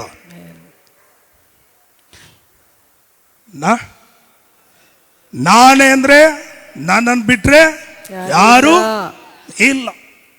ಕೆಳಗಡೆ ಇನ್ನೊಂದು ವಾಕ್ಯ ಓದಿಕೊಳ್ಳೋಣ. ಯೋಗನ 10:9. ಯೋಗನ 10:9. ನಾನೇ ಆ ಬಾಗಲು. ಆಮೆನ್. ಯಾರು? ಹಲ್ಲೆಲೂಯಾ. ಈ ಯೋಗನ ಬರೆದ ಸುವಾರ್ತೆಯಲ್ಲಿ ಹೆಚ್ಚು ಕಡಿಮೆ 7 ಸಾರಿ ನಾನೇ ಜೀವದ ರೊಟ್ಟಿ, ನಾನೇ ಬಾಗಿಲು, ನಾನೇ ಒಳ್ಳೆಯ ಕುರುಬನು, ನಾನೇ ಪುನರುತ್ಥಾನ ಜೀವ, ನಾನೇ ಮಾರ್ಗ, ನಾನೇ ಸತ್ಯ, ನಾನೇ ಜೀವ, ನಾನೇ ದ್ರಾಕ್ಷ ಬಳ್ಳಿ, ನಾನೇ ಈ ಲೋಕಕ್ಕೆ ಬೆಳಕಾಗಿದ್ದೇನೆ ಎಂಬುದಾಗಿ 7 ಸಾರಿ ಪರಿಪೂರ್ಣವಾಗಿ ಈ ಯೋಗನ ಬರೆದಂತ ಸುವಾರ್ತೆಯಲ್ಲಿ ಮಾತ್ರವೇ ಈ ನಾನು, ನಾನೇ ಎಂಬುದಾಗಿರುವಂಥ ಪದವನ್ನು ಯೇಸು ಉಪಯೋಗ ಮಾಡಿರುವಂಥದ್ದು ನಾವೇನ್ ಮಾಡ್ಬೋದು, ನೋಡ್ಬೋದು. ಆಮೇಲೆ ಎಷ್ಟು ನಮಗೆ ಗಾಸ್ಪಲ್ ಇದೆ, ಎಷ್ಟು ಸುವಾರ್ತೆ ಪುಸ್ತಕಗಳಿದೆ ಹುಡುಕ್ಬೇಕಾ? ಎಷ್ಟು ಸುವಾರ್ತೆ ಪುಸ್ತಕಗಳಿದೆ? 4. 1 ಮತ್ತಾಯ. ಮತ್ತಾಯದಲ್ಲಿ ನಾವು ನೋಡಿದ್ರೆ ನಮಗೆ ದೇವರ ಆತನ ಯೇಸು ಏನಾಗಿದ್ದಾನಂದ್ರೆ ರಾಜನಾಗಿ ಅಲ್ಲಿ ತೋರಿಸಲ್ಪಟ್ಟಿದೆ. ಮಾರ್ಕನ ಸುವಾರ್ತೆ ನೋಡಿದ್ರೆ ಅಲ್ಲಿ ಸೇವಕನಾಗಿ ಅಲ್ಲಿ ತೋರಿಸಲ್ಪಟ್ಟಿರುವಂಥ ವಿಷಯವನ್ನು ನಾವು ನೋಡ್ತೀವಿ. ಲೂಕನ ಬರೆದಂಥ ಸುವಾರ್ತೆಯಲ್ಲಿ ಆತನು ಮನುಷ್ಯ ಕುಮಾರನಾಗಿದ್ದಾನೆ ಎಂಬುದಾಗಿ ನಾವು ನೋಡಬಹುದು. ಯೋಗನ ಬರೆದಂಥ ಸುವಾರ್ತೆಯಲ್ಲಿ ಮಾತ್ರವೇ ಆತನು ದೇವರು ಅಥವಾ ಕರ್ತನು ಅಥವಾ ಲಾರ್ಡ್ ಅಥವಾ ಆತನೇ ಯಾವೇ ಎಂಬುದಾಗಿರುವಂಥ ಸಂಗತಿ ನಾವು ನೋಡಬಹುದು.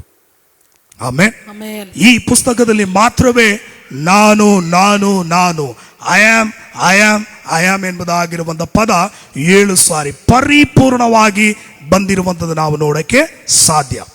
ವಿಮೋಚನಾ ಕಾಂಡ 3:14 ನಾವು ನೋಡಿದೀವಿ. ಮೋಸೆ ಕೇಳ್ತಿದ್ದಾನೆ, ನಿನ್ನನ್ನು ಯಾರು ಕಳಿಸಿದ್ರು, ಯಾವ ದೇವರು ಕಳಿಸಿದ್ರು ಅಂದ್ರೆ ಯಾವ ದೇವರು ಹೇಳ್ತಿದ್ದಾರೆ, ನಾನಾಗವೇ ಇದ್ದೀನಿ ಎಂಬುದಾಗಿರುವಂಥ ದೇವರು ನಿನ್ನನ್ನು ಕಲಿಸಿದ್ರೆ ಎಂಬುದಾಗಿ ಹೋಗಿ ಏನ್ ಮಾಡು ಹೇಳು. ಹಲ್ಲೆಲೂಯಾ. ಅದಕ್ಕೆ ಯೆಹೂದ್ಯರು ಬಂದು ಈ ಯಾವ ಎಂಬುದಾಗಿರುವಂಥ ಪದವನ್ನು ಅಧಿಕವಾಗಿ ಏನ್ ಮಾಡುವುದಿಲ್ಲ, ಉಪಯೋಗ ಮಾಡುವುದು. ಅದಕ್ಕಾಗಿನೇ ಯೆಹೋವ ಎಂಬುದಾಗಿ ಪದವನ್ನು ಉಪಯೋಗ ಮಾಡ್ತಾ ಇದ್ದಾರೆ. ಈ ದಿನಗಳಲ್ಲಿ ನೋಡಿದ್ರೆ 1-2,000 ವರ್ಷ ಹಿಂದೆಯಿಂದ ಅಡೋನಾಯ್ ಎಂಬುದಾಗಿರುವಂಥ ಪದವನ್ನು ಅವರು ಉಪಯೋಗ ಮಾಡ್ತಾ ಇದ್ರು. ಆಮೇಲೆ ಕುರಿಯೋಸ್ ಎಂಬುದಾಗಿರುವಂಥ ಪದವನ್ನು ಈ ದಿನಗಳಲ್ಲಿ ಇರುವಂಥ ಯೆಹೂದ್ಯರುಗಳು ಏನು ಮಾಡ್ತಿದ್ದಾರೆ, ಉಪಯೋಗ ಮಾಡ್ತಿದ್ದಾರೆ. ಈ ಯಾವೆ ಎಂಬುದಾಗಿರುವಂಥ ಪದವನ್ನು ಉಪಯೋಗ ಮಾಡೋಕ್ಕೆ ಅವ್ರಿಗೆ ಆಗಲಿಲ್ಲ. ಆದರೆ ನಿನಗೂ ನನಗೂ ಆ ಸೌಭಾಗ್ಯ ಸಿಕ್ಕಿದೆ. ಆ ಯಾವೆಯಾಗಿರುವಂಥ ಕರ್ತನಾಗಿರುವಂಥ ಯೇಸುವಿನ ನಾಮವನ್ನು ಹೇಳಿಕೊಳ್ಳುವಂಥ ಅರ್ಹತೆಯನ್ನು ಆ ನಾಮ ನಿನಗೂ ನನಗೂ ಏನು ಮಾಡಿದೆ, ಕೊಟ್ಟಿರುವಂಥದ್ದಾಗಿದೆ. ಜನ ನಂಬ್ತಾ ಇದ್ದೀರಿ? Hallelujah, amen. ಅರ್ಥ ಆಯ್ತಾ? ಆ ಕರ್ತನು ಯಾರು? ಸ್ವಲ್ಪ ಜೋರಾಗಿ. ಯೇಸುವೆ ಯಾರಾಗಿದ್ದಾರೆ? ಕರ್ತನಾಗಿದ್ದಾನೆ. ಆಮೆನ್. ಸರಿ, ಮೂರನೇದಾಗಿ 2 ಕಾರ್ಯಗಳು ನೋಡಿದೀವಿ. ಸಮಯದ ನಾನು ಮುಂದೆ ಹೋಗ್ತೀನಿ. ಮೂರನೇದಾಗಿ ಯೇಸುವೆ ಕರ್ತನು ಹೇಗೆ ಎಂಬುದಾಗಿ ನಾವು ನೋಡುವಾಗ, ಈ ಯಾವೆ ಎಂಬುದಾಗಿರುವಂಥ ಪದಕ್ಕೆ ಅನೇಕ ಅರ್ಥಗಳಲ್ಲಿ ಒಂದು ಅರ್ಥ ನಾವು 2 ನೋಡಿದೀವಿ. ಮೂರನೇದಾಗಿ ನಾವು ನೋಡುವಾಗ ಆ ಯಾವೆ ಎಂಬುದಾಗಿರುವಂಥ ಪದಕ್ಕೆ ಅರ್ಥ ಆತನೇ ಸೃಷ್ಟಿಕರ್ತನು. ಯಾರಾಗಿದ್ದಾರೆ? ಸೃಷ್ಟಿಕರ್ತ. ಯಾವೆ ಅಂದ್ರೆ ಏನರ್ಥ? ಸೃಷ್ಟಿಕರ್ತನು. ಭಯಭಕ್ತಿಗೆ ಯೋಗ್ಯನು. 2ನೇದಾಗಿ ಆತನೇ ಎಲ್ಲದಕ್ಕೂ ಮೂಲ. 3ನೇದಾಗಿ ನಾನೇ ಎಂಬುದಾಗಿರುವಂಥ ಪದಕ್ಕೆ ಆತನೊಬ್ಬನೇ ಯೋಗ್ಯನ. 4ನೇದಾಗಿ ನಾವು ನೋಡುವಾಗ ಈ ಯಾವೆ ಎಂಬುದಾಗಿರುವಂಥ ಕರ್ತನು ಎಂಬುದಾಗಿರುವಂಥ ಪದಕ್ಕೆ ಅರ್ಥ ಆತನೇ ಎಲ್ಲವನ್ನು ಸೃಷ್ಟಿ ಮಾಡಿದಂತ ಸೃಷ್ಟಿ ಕರ್ತನಾಗಿದ್ದಾನೆ. ಎಲ್ರು ನೋಡೋಣ, ಆತನ ಯಾರಾಗಿದ್ದಾನೆ? ಸೃಷ್ಟಿ ಕರ್ತನು. ಆ ಸೃಷ್ಟಿ ಕರ್ತನು ಯಾರು? ಯೇಸುವೆ. ಆಮೆನ್. ಅದು ಹೇಗೆ ಎಂಬುದಾಗಿ ನೋಡುವಾಗ ನಮ್ಮೆಲ್ಲರಿಗೂ ಚೆನ್ನಾಗಿ ಗೊತ್ತಿದೆ. ಆದಿಕಾಂಡ 1:26 ಮತ್ತು 2ನೇ ಅಧ್ಯಾಯ 7ನೇ ವಾಕ್ಯದಲ್ಲಿ ದೇವರು ನೋಡಿ ಮನುಷ್ಯನನ್ನು ಮಣ್ಣಿಂದ ಆತನು ಸೃಷ್ಟಿ ಮಾಡಿದ್ರು. ಹೇಗೆ? ನಮ್ಮ ಸ್ವರೂಪದಲ್ಲಿ, ನಮ್ಮ ರೂಪಕ್ಕೆ ತಕ್ಕಂತಾಗಿ ಯಾವುದನ್ನು ಉಂಟು ಮಾಡಬೇಕು? ಮನುಷ್ಯನನ್ನು ಉಂಟು ಮಾಡಬೇಕಂತ ಹೇಳಿ ಮಣ್ಣಿನಿಂದ ಮನುಷ್ಯನನ್ನು ಏನ್ ಮಾಡಿದ್ರು? ಉಂಟು ಮಾಡಿದರು. ಜೋರಾಗಿ ಹೇಳಿ, ಯಾವುದರಿಂದ ಮನುಷ್ಯನ ಉಂಟು ಮಾಡಲ್ಪಟ್ಟಿದನು? ಮಣ್ಣಿನಿಂದ. ಆಮೇಲೆ ನಾವು ನೆನೆಸ್ಕೋಬೇಕಂದ್ರೆ ನಾವು ಮಣ್ಣಂತ ನೆನೆಸ್ಕೋಬೇಕು ಹೊರತು ಬೇರೆ ಯಾವುದನ್ನು ನಾವು ನೆನೆಸ್ಕೊಳ್ಳಕ್ಕೆ ಯೋಗ್ಯತೆ ನಮಗೆ ಯಾವುದು ಇಲ್ಲವೇ ಇಲ್ಲ. ಆಮೇನ್. ಯಾವುದಿಂದ ನಮ್ಮನ್ನು ಉಂಟು ಮಾಡಿದ್ರು? ಮಣ್ಣಿನಿಂದ. ಹಲ್ಲೆಲೂಯಾ. ಈ ಮಕ್ಕಳೆಲ್ಲ ಮಣ್ಣಲ್ಲಿ ಹೋಗಿ ಆಟ ಆಡಿದ್ರೆ ಹೋಗಿ ಬೈತೀವಿ, ಹೊಡಿತೀವಿ, ಮಾಡ್ತೀವಿ. ಮೊದಲು ಆಟ ಆಡಿದ ಯಾರು ಗೊತ್ತಾ?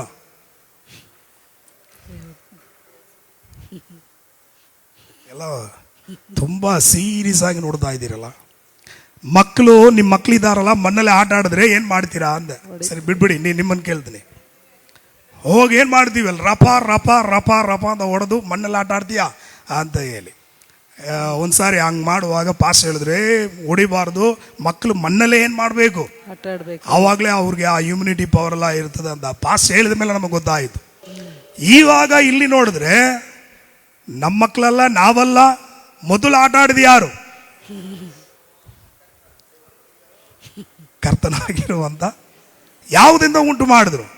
ಏನು ಹೋಗಿ ಹಂಗೆ ನಿಂತ್ಬಿಟ್ಟು ಹಂಗೆ ಇದು ಮನುಷ್ಯನ ಉಂಟಾಗ್ಲಿ ಅಂತ ಹೇಳಿದ ತಕ್ಷಣ ಬಂತ? ಹಲ್ಲೆಲೂಯಾ. ಆಮೆನ್.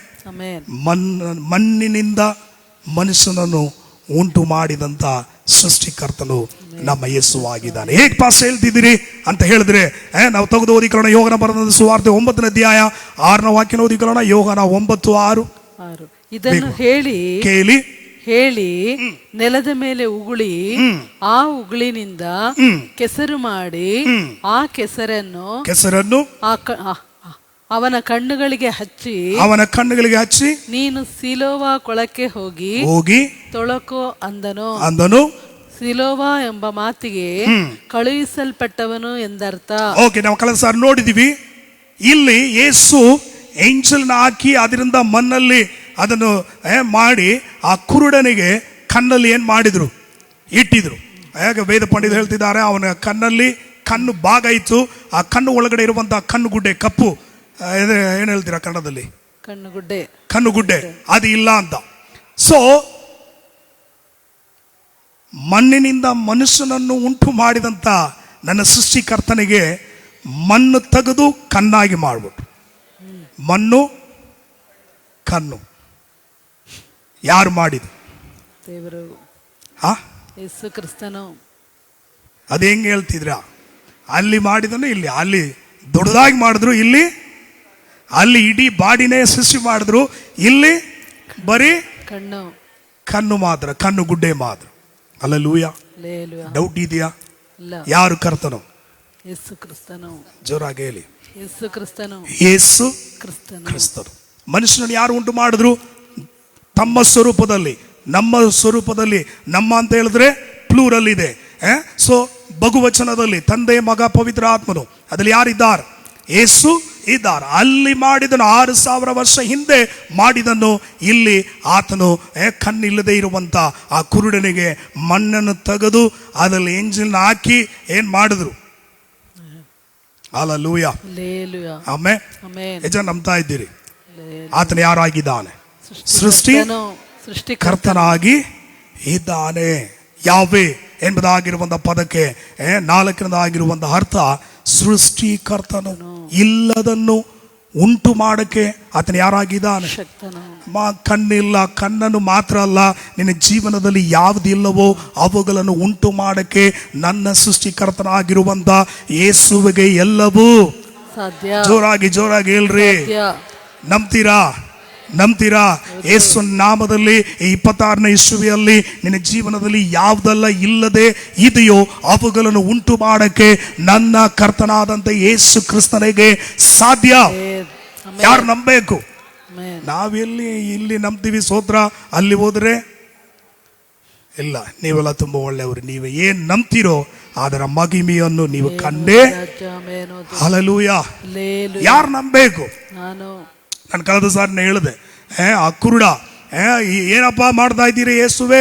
ಯಾರಾದ್ರೂ ಬಂದು ಅವ್ನು ಎಂಜಿಲ್ ಹಾಕಿ ಏನೋ ಮಾಡ್ತಾ ಇದ್ದಾರಂದ್ರೆ ಬೇಡ ಅಂತ ಹೋಗಿದ್ರೆ ಕಣ್ಣು ಬಂದಿರ್ತದ? ಕಣ್ಣೆಲ್ಲ ಮಣ್ಣಿಗೆ ಮಣ್ಣಾಗಿ ಹೋಗ್ಬೇಕಾಗಿತ್ತು. ನಂಬಿಕೆ ಯಾರ ಮೇಲೆ? ನಂಬಿಕೆ ಸೃಷ್ಟಿಕರ್ತನ ಮೇಲೆ ನಂಬಿಕೆ. ಏನಂತ ನಂಬಿಕೆ? ಆತನ ಸೃಷ್ಟಿಕರ್ತನು ಇಲ್ಲದೆ ಇರುವಂತ ಕಾರ್ಯಗಳನ್ನು ಉಂಟು ಮಾಡಕ್ಕೆ ಆತನ ಯಾರಾಗಿದ್ದಾನೆ? ಶಕ್ತನಾಗಿದ್ದಾನೆ. ಆಮೇಲೆ ಇವತ್ತು ಯಾವ್ದೆಲ್ಲ ಖಾಲಿ ಆಗಿದೆಯೋ, ಯಾವ್ದೆಲ್ಲ ಇಲ್ಲದ ಇರುತ್ತದೋ, ನೀವು ನಂಬ್ರಿ, ಆ ಸೃಷ್ಟಿಕರ್ತನಿಂದ ಎಲ್ಲವನ್ನು ಮಾಡಿ ಆತನ ಮಾಡ್ಬಿಟ್ಟಿದ್ದಾನೆ. ನೀನು ನಂಬಿದ್ರೆ ಅವುಗಳು ನಿನ್ನ ಜೀವನದಲ್ಲಿ ಅನುಭವಿಸಕ್ಕೆ ಅದು ಸಾಧ್ಯವಾಯ್ತದೆ. ಹಲ್ಲೆಲೂಯಾ. ನಿನ್ನ ವ್ಯಾಪಾರ, ನಿನ್ನ ಕುಟುಂಬ, ನಿನ್ನ ವೈದಿಕ, ನಿನ್ನ ಕೆಲಸ ಕಾರ್ಯಗಳು, ಸೇವೆ ಕಾರ್ಯಗಳು ಯಾವುದೆಲ್ಲ ಇಲ್ಲ ಎಂಟಿ ಆಗಿ ಬರಿದಾಗಿದೆಯೋ ಅವುಗಳ ವಿಷಯಗಳಲ್ಲಿ ನನ್ನ ಯಾವೇ ಆಗಿ ಇರುವಂತ ಸೃಷ್ಟಿಕರ್ತನು ಅದನ್ನು ಇಲ್ಲದೆ ಇರುವಂತ ಕಣ್ಣನ್ನು ಉಂಟು ಮಾಡಕ್ಕೆ, ಇಲ್ಲದೆ ಇರುವಂತ ಮನುಷ್ಯನನ್ನು ಉಂಟು ಮಾಡಕ್ಕೆ, ಮಣ್ಣಿಂದ ಉಂಟು ಮಾಡಕ್ಕೆ ಆತನು ಶಕ್ತನಾಗಿ ಇದ್ದಾನಂತ ಹೇಳಿದ್ರೆ ಆತನಿಂದ ಅಸಾಧ್ಯವಾದದ್ದು ಯಾವುದು ನಮ್ಮ ಜೀವನದಲ್ಲಿ? ನಂಬಿರಿ. ದೇವರೇ ನೀನೇ ಕರ್ತನು. ಆಮೇಲೆ ಯಾರು ಕರ್ತನು? ಆತನ ಒಬ್ಬನೇ ಕರ್ತನು. ಆ ಕರ್ತನ ಮೇಲೆ ನಿನ್ನ ನಂಬಿಕೆ ಇದ್ರೆ ಇಲ್ಲಿ ನಡೆದಿದ್ದನ್ನು ನಿನ್ನ ಜೀವನದಲ್ಲಿ ನೀನು ಅನುಭವಿಸುವಂತ ದೇವರು ಮಾಡಕ್ಕೆ ಆತನು ಶಕ್ತನಾಗಿದ್ದಾನೆ. ಆಮೇಲೆ ಸೊ 4ನೇದಾಗಿ ನಾವು ನೋಡಿದೀವಿ, ಆತನು ಸೃಷ್ಟಿ ಯಾವೇ ಎಂಬುದಾಗಿರುವಂತ ಹೆಸರಿಗೆ ಸೃಷ್ಟಿಕರ್ತನು ಎಂಬುದಾಗಿ ಬರೆಯಲ್ಪಡುತ್ತದೆ. 5ನೇದಾಗಿ ಈ ಯಾವೇ ಎಂಬುದಾಗಿರುವಂತ ಪದಕ್ಕೆ ಏನ್ ಅರ್ಥ ಅಂದ್ರೆ ಆತನೇ ರಕ್ಷಣೆ, ಆತನಿಂದಲೇ ರಕ್ಷಣೆ, ಆತನಿಂದಲೇ ನಮಗೆ ಕಾಯುವಿಕೆ. ಹಲ್ಲೆಲೂಯಾ. ಒಂದು ವಾಕ್ಯನ ಓದಿಕೊಳ್ಳೋಣ. ಯೋವೇಲ್ ಪುಸ್ತಕದಲ್ಲಿ 2ನೇ ಅಧ್ಯಾಯ 32ನೇ ವಾಕ್ಯನ ಓದಿಕೊಳ್ಳಿ. ಜೋಯಲ್ 2:32. ಯೋವೇಲ್ ಪ್ರವಾದನೆ ಗ್ರಂಥ 2ನೇ ಅಧ್ಯಾಯ 32ನೇ ವಾಕ್ಯ. ಹಾಗೆ ರೋಮರ್ ಬರೆದಂತ ಪತ್ರಿಕೆ 10ನೇ ಅಧ್ಯಾಯ 13ನೇ ವಾಕ್ಯನ ತೆಗೆದಿಟ್ಕೊಳ್ಳಿ. ಜೋಯಲ್ 2:32.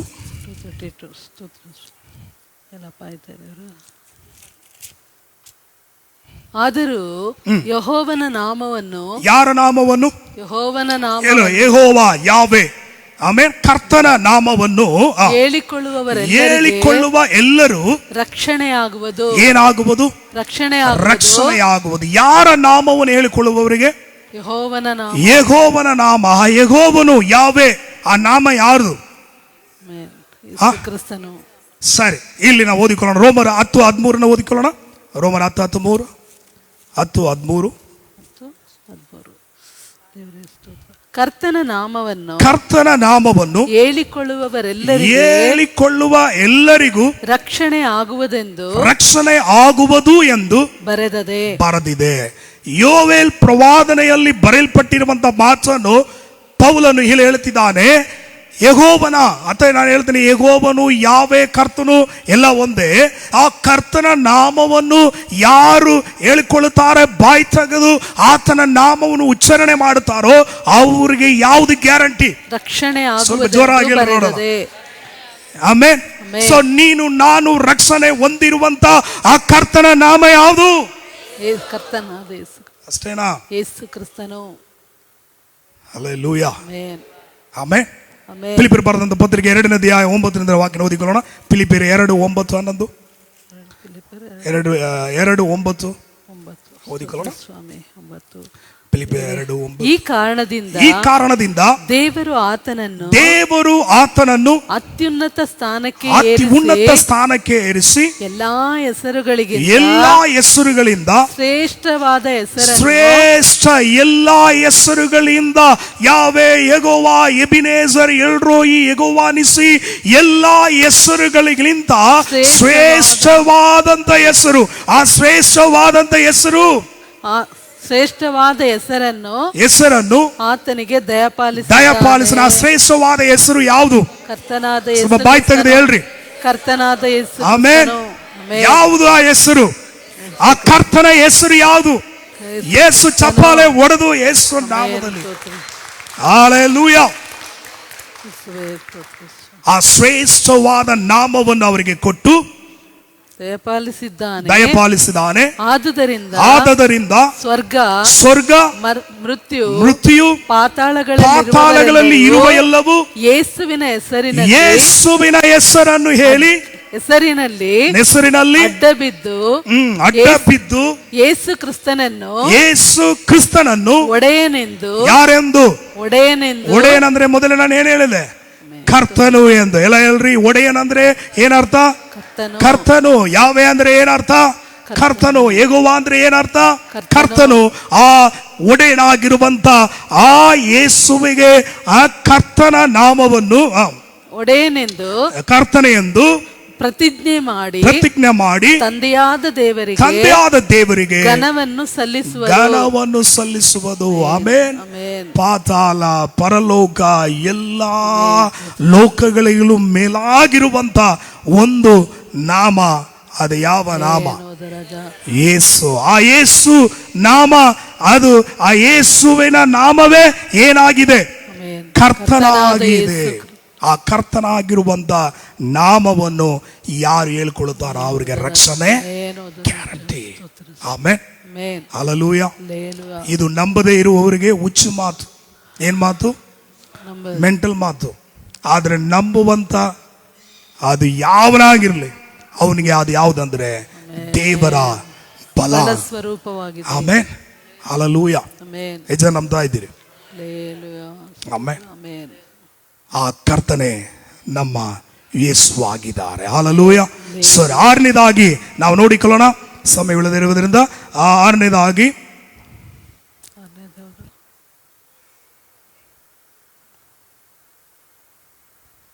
ಯೋಬನ ಪುಸ್ತಕ 9ನೇ ಅಧ್ಯಾಯ 8ನೇ ವಾಕ್ಯ. ಯೋಬನ ಪುಸ್ತಕ 9:8. ಯೋಬನ ಪುಸ್ತಕ 9:8. ಮತ್ತಾಯ 14:25 ಕೂಡ ತೆಗೆದಿಟ್ಕೊಳ್ಳೋಣ. ಆಕಾಶ ಮಂಡಲಗಳನ್ನು ವಿಶಾಲಪಡಿಸಿದವನು ಆತನೊಬ್ಬನೇ. ನೀವು ಮೇಲಿಂದ 9ನೇ ಅಧ್ಯಾಯ 1, 2, 3 ವಾಕ್ಯಗಳನ್ನು ಓದ್ಕೊಂಡು ಬಂದ್ರೆ ಕರ್ತನನ್ನು ಕುರಿತು ಇಲ್ಲಿ ಬರೆಯಲ್ಪಟ್ಟಿದೆ. ಆತನ ಒಬ್ಬನೇ. ಆ ಕರ್ತನಿಂದ ಮಾತ್ರವೇ ಈ ಆಕಾಶಗಳು ಏನಾಗಿದೆ? ಆಕಾಶ ಮಂಡಲವು ವಿಶಾಲಪಡಿಸಿದನು ಆತನೊಬ್ಬನೇ. ಅಲ್ಲೋಲ ಕಲ್ಲೋಲವಾದ ಸಮುದ್ರದ ಮೇಲೆ ಮೇಲೆ ನಡೆಯುತ್ತಾನೆ ಎಂಬುದಾಗಿ ಅಲ್ಲಿ ಬರೆಯಲ್ಪಟ್ಟಿತ್ತು. ಮತ್ತಾಯ 14:25 ನಮ್ಮ ಕರ್ತನಾಗಿರುವಂತ ಯೇಸು ಕ್ರಿಸ್ತನು ಯಾವುದು ಮೇಲೆ ನಡೆದ್ರು? ಸ್ವಲ್ಪ ಜೋರಾಗಿ ಹೇಳಿ ನೋಡೋಣ. ಯಾವುದು ಮೇಲೆ? ಯಾರು ಸಮುದ್ರ ಮೇಲೆ ನಡೆಯಕ್ಕೆ ಯೋಗ್ಯನಾಗಿರುವಂತದ್ದು? ನಾ ಕರ್ತನೇ. ಆ ಯಾವೇ ಆಗಿರುವಂತ ಕರ್ತನಾಗಿರುವಂತ ಯೇಸು ಹೊಸ ಒಡன்பಡಿಕೆಯಲ್ಲಿ ಯಾವ್ದು ಮೇಲೆ ನಡೆದ್ರು? ಸಮುದ್ರದ ಮೇಲೆ. ಆಮೇಲೆ ನೀನ್ ನಂಬಿದ್ರೆ ನಿನ್ನನ್ನು ಕೂಡ ಸಮುದ್ರ ಮೇಲೆ ನಡೆಸಕ್ಕೆ ಆತನ ಯಾರಾಗಿದ್ದಾನೆ? ಹಲ್ಲೆಲೂಯಾ. ನಂಬ್ತಾ ಇದ್ದೀರಿ? ಆಗದೆ ಇರುವಂತದ್ದು ಆಯ್ತದೆ ನಮ್ಮ ಕರ್ತನಾದಂತ ಯೇಸು ಕ್ರಿಸ್ತನ ನಾಮದಲ್ಲಿ. ಹಲ್ಲೆಲೂಯಾ. ನಡೆಯದೆ ಇರುವಂತ ಕಾರ್ಯಗಳು ನಡೆಯುತ್ತದೆ ನಮ್ಮ ಕರ್ತನಾಗಿರುವಂತ ಯೇಸು ಕ್ರಿಸ್ತನ ನಾಮದಲ್ಲಿ. ಆಮೆನ್. ಹಲ್ಲೆಲೂಯಾ. ಅರ್ಥ ಆಯ್ತಾ? ಎಲ್ಲ ಅರ್ಥ ಆಗಿ ಹೋಯ್ತಾ? ಆಮೆನ್. ಓಕೆ. ಆರನೇದಾಗಿ ನಾವು ನೋಡಿಕೊಳ್ಳೋಣ, ತೆಗೆದು ಓದಿಕೊಳ್ಳುವ ಕೀರ್ತನೆ 123 2ನೇ ವಾಕ್ಯನ ಓದಿಕೊಳ್ಳೋಣ. ಕೀರ್ತನೆ 123:2. ಯಜಮಾನನ ಕೈಯಿಂದ ದಾಸನ ಕಣ್ಣುಗಳು ಯಜಮಾನಿಯ ಕೈಯನ್ನು ದಾಸಿಯ ಕಣ್ಣುಗಳು ನೋಡುವ ಪ್ರಕಾರವೇ ನಮ್ಮ ಕಣ್ಣುಗಳು ನಮ್ಮ ಯೆಹೋವ ಯಜಮಾನನಾಗಿರುವಂತ ಯೆಹೋವ ದೇವರನ್ನು ನೋಡುತ್ತಾ ಆತನ ಕರುಣೆಯನ್ನು ಆತನ ಕಟಾಕ್ಷವನ್ನು ನಿರೀಕ್ಷಿಸಿಕೊಂಡಿದೆ. ಆ 7ನೇದಾಗಿ ಯಾವೆ ಎಂಬುದಾಗಿರುವಂತ ಪದಕ್ಕೆ ಅರ್ಥ ಇಂಗ್ಲಿಷ್ ಅಲ್ಲಿ ಲಾರ್ಡ್ ಎಂಬುದಾಗಿ, ಅದೇ ಕಾರ್ಯ ತಮಿಳಲ್ಲಿ ಕನ್ನಡದಲ್ಲಿ ನೋಡಿದ್ರೆ ಯಜಮಾನನು. ಯಾರು? ಎಲ್ಲ ಹೇಳ್ರಿ ನೋಡೋಣ. ಎಷ್ಟು ನೋಡಿದೀವಿ ನಾವು? ಮೊದಲು ಭಯಭಕ್ತಿಗೆ ಯೋಗ್ಯನು, 2ನೇದಾಗಿ ಆತನೇ ಆದಿ ಮೂಲವಾಗಿ ಆತನೇ ಆಧಾರವಾಗಿದ್ದಾನೆ, 3ನೇದಾಗಿ ಹೇಳ್ರಿ ನೋಡೋಣ. ನಾನೇ ಚಪ್ಪಾಳೆ ಹೊಡಿಬೇಕು ಸುರೇಶ್ ಅಣ್ಣನವರಿಗೆ. 4ನೇದಾಗಿ ಯಾರು? ನಾನೇ ಎಂಬುದಾಗಿ. 5ನೇದಾಗಿ ನಾವು ನೋಡಿದೀವಿ ಆತನ ಸೃಷ್ಟಿ ಕರ್ತನು. 6ನೇದಾಗಿ ನಾವು ನೋಡಿದೀವಿ ಆತನ ನಾಮವನ್ನು ಹೇಳಿಕೊಳ್ಳುವವರಿಗೆ ರಕ್ಷಣೆ. ಕೊನೆಯದಾಗಿ ನಾವು ನೋಡ್ತಾ ಇದ್ದೀವಿ ಆತನು ಯಜಮಾನನಾಗಿದ್ದಾನೆ. ಆಮೇಲೆ ಯಾರು ನಮಗೆ ಯಜಮಾನರು? ಈ ಲೋಕದಲ್ಲಿ ಇರುವಂತ ಯಜಮಾನರು ಹಾಗೆ ನಮ್ಮ ಯಜಮಾನರು ಅಲ್ವೇ ಅಲ್ಲ. ಅದಕ್ಕೆ ಕೀರ್ತನಗಾರನು ಹೇಳ್ತಿದ್ದಾನೆ, ದಾಸನ ಕಣ್ಣುಗಳು ಯಾರನ್ನೇ ನೋಡ್ತಾ ಇರ್ತದೆ? ದಾಸನ ಕಣ್ಣುಗಳು ಯಜಮಾನನ ಕೈಯನ್ನ ಏನ್ ಮಾಡ್ತಾ ಇದೆ? ನೋಡ್ತಾ ಇದೆ ಅಂತ ಹೇಳಿ ಇಲ್ಲಿ ಕೆಳಗಡೆ ಹೇಳ್ತಿದ್ದಾನೆ, ನಮ್ಮ ಕಣ್ಣುಗಳು ಯಜಮಾನನಾಗಿ ಯಾವೆಯಾಗಿ ಅಥವಾ ಕರ್ತನಾಗಿರುವಂತ ಆತನನ್ನೇ ನೋಡ್ತಾ ಇದೆ. ಯಾವುದಕ್ಕಾಗಿ ಅಂದ್ರೆ ಆತನ ಕರುಣೆಯನ್ನು ಹೊಂದಿಕೊಳ್ಳುವುದಕ್ಕಾಗಿ. ಯಾವುದನ್ನು ಹೊಂದಿಕೊಳ್ಳುವುದಕ್ಕಾಗಿ? ಆತನ ಕರುಣೆಯನ್ನು. ಆಮೇಲೆ ಈ ಲಾರ್ಡ್ ಎಂಬುದಾಗಿ ಹೇಳಿದ್ರೆ, ಯಜಮಾನನ ಅಂತ ಹೇಳಿದ್ರೆ ನಮಗೆಲ್ಲ ರಾಂಗ್ ಇಂಟರ್ಪ್ರಿಟೇಷನ್ ಬರುವಂತದ್ದಾಗಿದೆ. ಯಜಮಾನನು ದಾಸನು. ಯಾಕಂದ್ರೆ ಇವತ್ತು ಕೂಡ ಅಂದ್ರೆ ಆ ಕಾಲದಲ್ಲೆಲ್ಲ ಯಜಮಾನ ಇದ್ರೆ ಅವರಿಗೆ ಒಂದು ದಾಸರಿದ್ದೇ ಇರುವಂತವರಾಗಿರ್ತಾರೆ. ಈ ದಾಸರುಗಳನ್ನು ಗುಲಾಮರನ್ನು ಅವರು ನಡೆಸುವಂತ ವಿಧಾನಗಳೆಲ್ಲ ತುಂಬಾ ಮೋಸವಾಗಿರ್ತದೆ. ಅದರಿಂದ ಈ ಲಾರ್ಡ್ ಎಂಬುದಾಗಿ, ಅದಕ್ಕೆ ನೀವು ಈ ಲೋಕಲ್ ಭಾಷೆಯಲ್ಲಿ ಕೂಡ ಲ್ಯಾಂಡ್ ಲಾರ್ಡ್ ಎಂಬುದಾಗಿ ಹೇಳ್ತಾರೆ. ಏನ ಹೇಳ್ತಾರೆ? ಜಾಗಕ್ಕೆ, ಈ ಆಸ್ತಿಗಳಿಗೆ ಅವ್ರು ಯಾರು? ಒಡೆಯರು, ಯಜಮಾನನು ಎಂಬುದಾಗಿ. ಅದಕ್ಕೆ ಈ ಲಾರ್ಡ್ ಎಂಬುದಾಗಿರುವಂಥ ಪದವನ್ನು ಈ ದಿನಗಳಲ್ಲಿ ಯೂಸ್ ಮಾಡಲ್ಲ. ನಾವು ಸುಮ್ಮನೆ ಜೋಗಾಗಿ ನೀನು ಲಾಡ ಇಲ್ಲ ಲಾರ್ಡ್ ಲಬಕ್ದಾಸ್ ಅಂತ ಏನು ಮಾಡ್ತೀವಿ, ಜೋಗ್ ಮಾಡಿದ್ವಿ. ಅದರಿಂದ ಈ ಪದ ಬಂದು ರಾಂಗ್ ಆಗಿ ಇಂಟರ್ಪ್ರಿಟೇಷನ್ ಆಗಿದೆ. ಬಟ್ ನಿಜವಾದಂಥ ಒಂದು ಪದ ನಾವು ನೋಡಿದ್ರೆ, ಆತನು ಈ ಯಜಮಾನನು ಕೊಡೂರವಾದಂಥವನಲ್ಲ, ಅನ್ಯಾಯ ಮಾಡುವಂಥವನಲ್ಲ, ನಮ್ಮನ್ನು ಮೋಸವಾದಂಥ ರೀತಿಯಲ್ಲಿ ನಡೆಸುವಂಥವನಲ್ಲ, ನಮ್ಮನ್ನು ಗುಲಾಮನಾಗಿ ಇಟ್ಟುಕೊಳ್ಳುವಂಥ ಯಜಮಾನನಲ್ಲ, ಕರುಣೆಯನ್ನು ತೋರಿಸುವಂಥ ಯಜಮಾನ. ಹಲ್ಲೆಲೂಯಾ. ನಂಬ್ತಾ ಇದ್ದೀರಿ? ಆಮೆನ್. ಹಲ್ಲೆಲೂಯಾ. ಆತನು ಎಂಥ ಯಜಮಾನನಾಗಿದ್ದಾನಂದ್ರೆ ಕರುಣೆಯನ್ನು, ಕೋಪವನಲ್ಲ, ಕಠಿಣವನು ಅಲ್ಲ, ಅನ್ಯಾಯವನಲ್ಲ, ದ್ವೇಷವನ್ನಲ್ಲ, ಯಾವುದನ್ನು ತೋರಿಸುವಂತ ಯಜಮಾನ ನಮಗಿದ್ದಾನಂದ್ರೆ ಕರುಣೆ. ಆ ಯಜಮಾನನ ಹೆಸರೇ ಕರ್ತನಾದ ಯೇಸು ಕ್ರಿಸ್ತನು. ಆಮೆನ್. ತಿಮೋಥ ಬರೆದಂತ ಪತ್ರಿಕೆಯಲ್ಲಿ, ತೀತನ ಪತ್ರಿಕೆಯಲ್ಲಿ 3ನೇ ಅಧ್ಯಾಯ 5ನೇ ವಾಕ್ಯನ ಓದಿಕೊಳ್ಳಿ. ತೀತು 3:5. ನಾವು ಮಾಡಿದ ಪುಣ್ಯ ಕ್ರಿಯೆಗಳ ಕ್ರಿಯೆಗಳಿಂದ ಅಲ್ಲ, ನಿಮಿತ್ತದಿಂದ ಅಲ್ಲ, ಆತನ ಕರುಣೆಯಲ್ಲಿಯೇ ಪುನರ್ಜನ್ಮವನ್ನು, ಯಾವ ಜನ್ಮವನ್ನು, ಯಾರೆಲ್ಲ ಪುನರ್ಜನ್ಮವನ್ನು ಹೊಂದಿದ್ದೀರಿ? ಯಾರ ಕರುಣೆಯಿಂದ? ಯಜಮಾನನಾಗಿರುವಂತ ಕರ್ತನಾದಂತ ಯೇಸು ಕ್ರಿಸ್ತನ ಕರುಣೆಯಿಂದ ನಾವೇನು ಹೊಂದಿದ್ದೀವಿ ಅಂದ್ರೆ ಪುನರ್ಜನ್ಮವನ್ನು ನಾವೇನ್ ಮಾಡಿದೀವಿ, ಹೊಂದಿದ್ದೀವಿ. ಎಬ್ರೆಯರ್ 4:16 ಬರೆಯಲ್ಪಟ್ಟಿದೆ. ಎಬ್ರೆಯರ್ ಬರೆದಂತ ಪತ್ರಿಕೆ 4ನೇ ಅಧ್ಯಾಯ 16ನೇ ವಾಕ್ಯ ಓದಿಕೊಳ್ಳೋಣ. ಎಬ್ರೆಯರ್ 4:16. ಆದುದರಿಂದ ನಾವು ಕರುಣೆಯನ್ನು ಹೊಂದುವಂತೆಯೂ, ಕರುಣೆಯನ್ನು ಹೊಂದಿದ್ದೇವೆ. ಅಲ್ಲಿ ಬರೆಯಲ್ಪಡುವಾಗ ಕರುಣೆಯನ್ನು ಹೊಂದಬೇಕು, ಹೊಂದುವಂತೆ. ನಾವು ಕರುಣೆಯನ್ನು ಹೊಂದಿದಕ್ಕಾಗಿನೇ ರಕ್ಷಣೆಯಲ್ಲಿ ಇದ್ದೀವಿ. ಎಷ್ಟು ಜನ ರಕ್ಷಣೆ ಹೊಂದಿದ್ದೀರಿ? ಯಾವುದಿಂದ? ನಿಮ್ಮ ಪ್ರಾರ್ಥನೆ, ನಿಮ್ಮ ಪರಿಶುದ್ಧ, ನಿಮ್ಮ ಭಯಭಕ್ತಿ, ನೀವು ಮಾಡುವಂತ ಕ್ರಿಯೆಗಳಿಂದ. ಅದಕ್ಕೆ ಪಕ್ಕಾ ಬರೆಯಲ್ಪಟ್ಟಿದೆ, ನೀವು ಮಾಡಿದ ಪುಣ್ಯ ಕ್ರಿಯೆಗಳಿಂದ ನೀವು ಮರುಜನ್ಮವನ್ನು ಏನ್ ಮಾಡಿಲ್ಲ. ಯಾವುದಿಂದ ಹೊಂದ್ಕೊಂಡಿದ್ದೀರಿ ಅಂದ್ರೆ ಯಜಮಾನನಾಗಿ, ಯಾವೇ ಆಗಿ, ಕರ್ತನಾಗಿರುವಂತ ಯೇಸು ಕ್ರಿಸ್ತನ ಕರುಣೆಯಿಂದ ನೀವು ಮರುಜನ್ಮವನ್ನು ಏನ್ ಮಾಡಿದ್ರಿ, ಹೊಂದಿದ್ರಿ. ನಾವು ಯಾವಾಗಲೂ ಕರುಣೆಯನ್ನು ಹೊಂದಿಕೊಳ್ಳುವುದಕ್ಕಾಗಿ ಆತನ ದಯೆಯಿಂದ. ಯಾರ ದಯೆಯಿಂದ? ಸ್ವಲ್ಪ ಜೋರಾಗಿ. ಇಲ್ಲಿ ಬರೆಯಲ್ಪಟ್ಟ ಹಾಗೆ ಆ ಯಜಮಾನನಾಗಿರುವಂತ ಕರ್ತನಾಗಿರುವಂತ ಆತನ ದಯೆಯಿಂದ ಸಮಯೋಚಿತವಾದ ಸಹಾಯವು ನಮಗೆ ದೊರೆಯುವಂತೆಯೂ ಧೈರ್ಯದಿಂದ ಕೃಪಾಸನದ ಮುಂದೆ ನಾವೇನ್ ಮಾಡ್ತಾ ಇದ್ದೀವಿ? ಆಮೆನ್. ಕೃಪಾಸನಕ್ಕೆ ಹಳೆ ಒಡಂಬಡಿಕೆಯಲ್ಲಿ ಯಾರು ಏನ್ ಮಾಡಕ್ ಆಗಲ್ಲ, ಹೋಗಕ್ಕೆ ಅನ್ನೀರಲ್ಲ. ಅಂದ್ರೆ ನಿಮಗೆ ಹೇಳ್ತೀನಿ, 6,000 ಅಡಿ ಹಿಂದ್ಗಡೆ ಅವರು ಇರಬೇಕು. ಅದರಲ್ಲಿ ಯಹೂದಿಯರು 300 ಅಡಿ, ಅದರಲ್ಲಿ ಯಾಜಕರು 150 ಅಡಿ, ಅದರಲ್ಲಿ ಮಹಾಯಾಜಕನು 3 ಅಡಿ ದೂರದಲ್ಲಿ ಏನ್ ಮಾಡಬೇಕು. ಇಷ್ಟು ಕಾರ್ಯಗಳಿತ್ತು. ಆದರೆ ನಿನಗೂ ನನಗೂ ಆ ಯಜಮಾನನ ಕರುಣೆಯಿಂದ, ಆ ಕರ್ತನಾಗಿರುವಂತ ಯೇಸು ಕ್ರಿಸ್ತನ ಕರುಣೆಯಿಂದ ಮರುಜನ್ಮವನ್ನು ಹೊಂದಿದು ಮಾತ್ರವಲ್ಲ, ಸಿಂಹಾಸನದಲ್ಲಿ ಆತನೊಂದಿಗೆ ನಾವೇನಾಗಿದ್ದೀವಿ. ಅರ್ಥ ಆಗಿರೋರು ಚಪ್ಪಾಳೆ ಹೊಡೆದು ಹಲ್ಲೆಲೂಯಾ. ಹೋಗಿ ಬರುವರಲ್ಲ, ಆತನ ಸಂಗಡವೇ. ಎಂತ ಭಾಗ್ಯ, ಎಂತ ಆಶೀರ್ವಾದ. ಹಲ್ಲೆಲೂಯಾ. ತಲೆ ಒಳಗೆ ಹೋಯ್ತಾ ಇದೆಯಾ? ಅಯ್ಯೋ ಹೋಗಿ ಪಾಸ, ನಾವಿಲ್ಲಿ ಕೂತ್ರೆ ಅಡಿಗೆ ಮನೆಯಲ್ಲಿ ಕೊಡಬೇಕು, ನಾವೆಲ್ಲಿ ಅಲ್ಲಿ.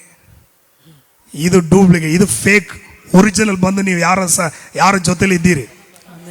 ಹಲ್ಲೆಲೂಯಾ. ಖುಷಿನೇ ಇಲ್ವಾ? ನೀವೆಲ್ಲ ಅಲ್ಲಿ ಹೋಗಿ ನೋಡ್ತೀರಾ ಯೇಸು ನಾಮದಲ್ಲಿ. Amen, amen. ಎಂತ ಒಂದು ಅವಕಾಶವನ್ನು ದೇವರು ನಮಗೆ ಒದಗಿಸಿ ಕೊಟ್ಟಿದ್ದಾನೆ. ಹಲ್ಲೆಲೂಯಾ. ಸೊ 7 ವಿಧವಾದಂತ ಪರಿಪೂರ್ಣವಾದಂತ ಏನೋ ಎಷ್ಟೋ ಕಾರ್ಯಗಳಿದೆ. ನಾನು ಇಲ್ಲೇ ಮುಗಿಸ್ತೀನಿ. ಯೇಸುವೆ ಯಾರಾಗಿದ್ದಾರೆ? ಬಾಯಿ ತೆಗೆದು ಹೇಳಿ ನೋಡ. ನಮ್ಮ ಒಂದು ಜೋರಾಗಿ ಹೇಳಿ ನೋಡೋಣ. ಯೇಸುವೇ ಕರ್ತನು. ಆಮೇನ್, ಆಮೇನ್. ನಂಬ್ತೀರಾ? ಇನ್ನೆಷ್ಟೋ ಹೇರಳವಾದ ಕಾರ್ಯಗಳಿದೆ. ಇದು ಸಾಕು ಎಂಬುದಾಗಿ ನಾನು ನೆನೆಸುವಂತವನಾಗಿದ್ದೀನಿ. ಇವಾಗ ಎರಡನೇದಾಗಿ, ಮೊದಲು ಕರ್ತನು ಎಂಬುದಾಗಿರುವಂತ ಕಾರ್ಯ ನೋಡಿದಿವಿ. ಎರಡನೇದಾಗಿ ಕ್ರಿಸ್ತನು ಎಂಬುದಾಗಿರುವಂತ ಕಾರ್ಯವನ್ನು ನಾವು ನೋಡುವಂತವರಾಗಿ ಕಾಣಲ್ಪಡೋಣ. 5 ನಿಮಿಷ ಇದೆ, ಒಂದು ಔಟ್ಲೈನ್ ಕೊಟ್ಟು ನಾನು ಮುಗಿಸುವಂತವನಾಗಿದ್ದೀನಿ. ಈ ಕ್ರಿಸ್ತನು ಎಂಬುದಾಗಿರುವಂತ ಪದಕ್ಕೆ ಇಬ್ರು ಭಾಷೆಯಲ್ಲಿ ಮೆಸ್ಸಯ ಅಥವಾ ಮೇಸಯ ಅಥವಾ ಮೇಸಿಯ ಎಂಬುದಾಗಿ ನಾವೇನ್ ಮಾಡ್ತೀವಿ ಅಂದ್ರೆ, ಇಬ್ರು ಅಲ್ಲಿ ನಾವು ಹೇಳ್ತೀವಿ ಹೆಸರನ್ನು ಮೇಸಿಯಾ ಎಂಬುದಾಗಿ ಅಥವಾ ಮೆಸ್ಸಾಯ ಎಂಬುದಾಗಿ ಹೇಳುತ್ತಾರೆ. ಇದು ಮೆಸ್ಸಾಯ ಎಂಬುದಾಗಿರುವಂತ ಕ್ರಿಸ್ತನು ಎಂಬುದಾಗಿರುವಂತ ಪದಕ್ಕೆ ತಮಿಳ್ ಕನ್ನಡದಲ್ಲಿ ಏನು ಅರ್ಥ ಅಂದ್ರೆ ಅಭಿಷೇಕ ಮಾಡಲ್ಪಟ್ಟವರು. ಆಮೇಲೆ ಎಷ್ಟೋ ಸಾರಿ ನಮ್ಮ ಸಭಾಪಾಲಕರು ಇದನ್ನು ಕುರಿತು ಹೇಳಿದ್ದಾರೆ. ಕ್ರಿಸ್ತನು ಅಂದ್ರೆ ಏನು ಅರ್ಥ ಅಂದ್ರೆ ಅಭಿಷೇಕ ಮಾಡಲ್ಪಟ್ಟವರು. ಎಲ್ಲ ಬಾಯಿ ತೆಗೆದಲ್ಲಿ ನೋಡೋಣ. ಅಭಿಷೇಕ ಮಾಡಲ್ಪಟ್ಟ ಯಾವ್ದು ಏನ್ ಮಾಡಲ್ಪಟ್ಟವರು? ಅಭಿಷೇಕ ಮಾಡಲ್ಪಟ್ಟವರು. ಆಮೇಲೆ ಸರಿ, ಇನ್ನೊಂದು ಭಾಷೆಯಲ್ಲಿ ಹೇಳ್ಬೇಕಾದ್ರೆ ನಿಯಮಿಸಲ್ಪಟ್ಟವನು. ಏನಂತ? ನೇಮಿಸಲ್ಪಟ್ಟವನು. ಕ್ರಿಸ್ತನು ಅಂದ್ರೆ ಅನಾಯಿಂಟೆಡ್ ಒನ್. ಎರಡನೇದಾಗಿ ನಿಯಮಿಸಲ್ಪಟ್ಟವರು. ಆಮೇಲೆ ಅರ್ಥ ಆಯ್ತಾ? ಹೌದು. ಒಂದು ಅಭಿಷೇಕ ಮಾಡಲ್ಪಟ್ಟ, ಇನ್ನೊಂದು ನೇಮಿಸಲ್ಪಟ್ಟವರು, ಮೂರನೇದಾಗಿ ಆಳುವಂತವರಾಗಿದ್ದಾರೆ. ಆಮೆನ್. ಆಮೆನ್. ಹಲ್ಲೆಲೂಯಾ. ಹಲ್ಲೆಲೂಯಾ. ಜನಗೆ ಅರ್ಥ ಆಗ್ತಾ ಇದೆ. ಕ್ರಿಸ್ತನ್ ಅಂದ್ರೆ ಅನಾಯಿಂಟೆಡ್ ಒನ್. ಯಾವುದಕ್ಕಾಗಿ ಆತನ ಅಭಿಷೇಕವನ್ನು ಹೊಂದಿದಾನೆ ಅಂದ್ರೆ ನೇಮಕ ಮಾಡಲ್ಪಟ್ಟಂತ ಕೆಲಸಕ್ಕಾಗಿ.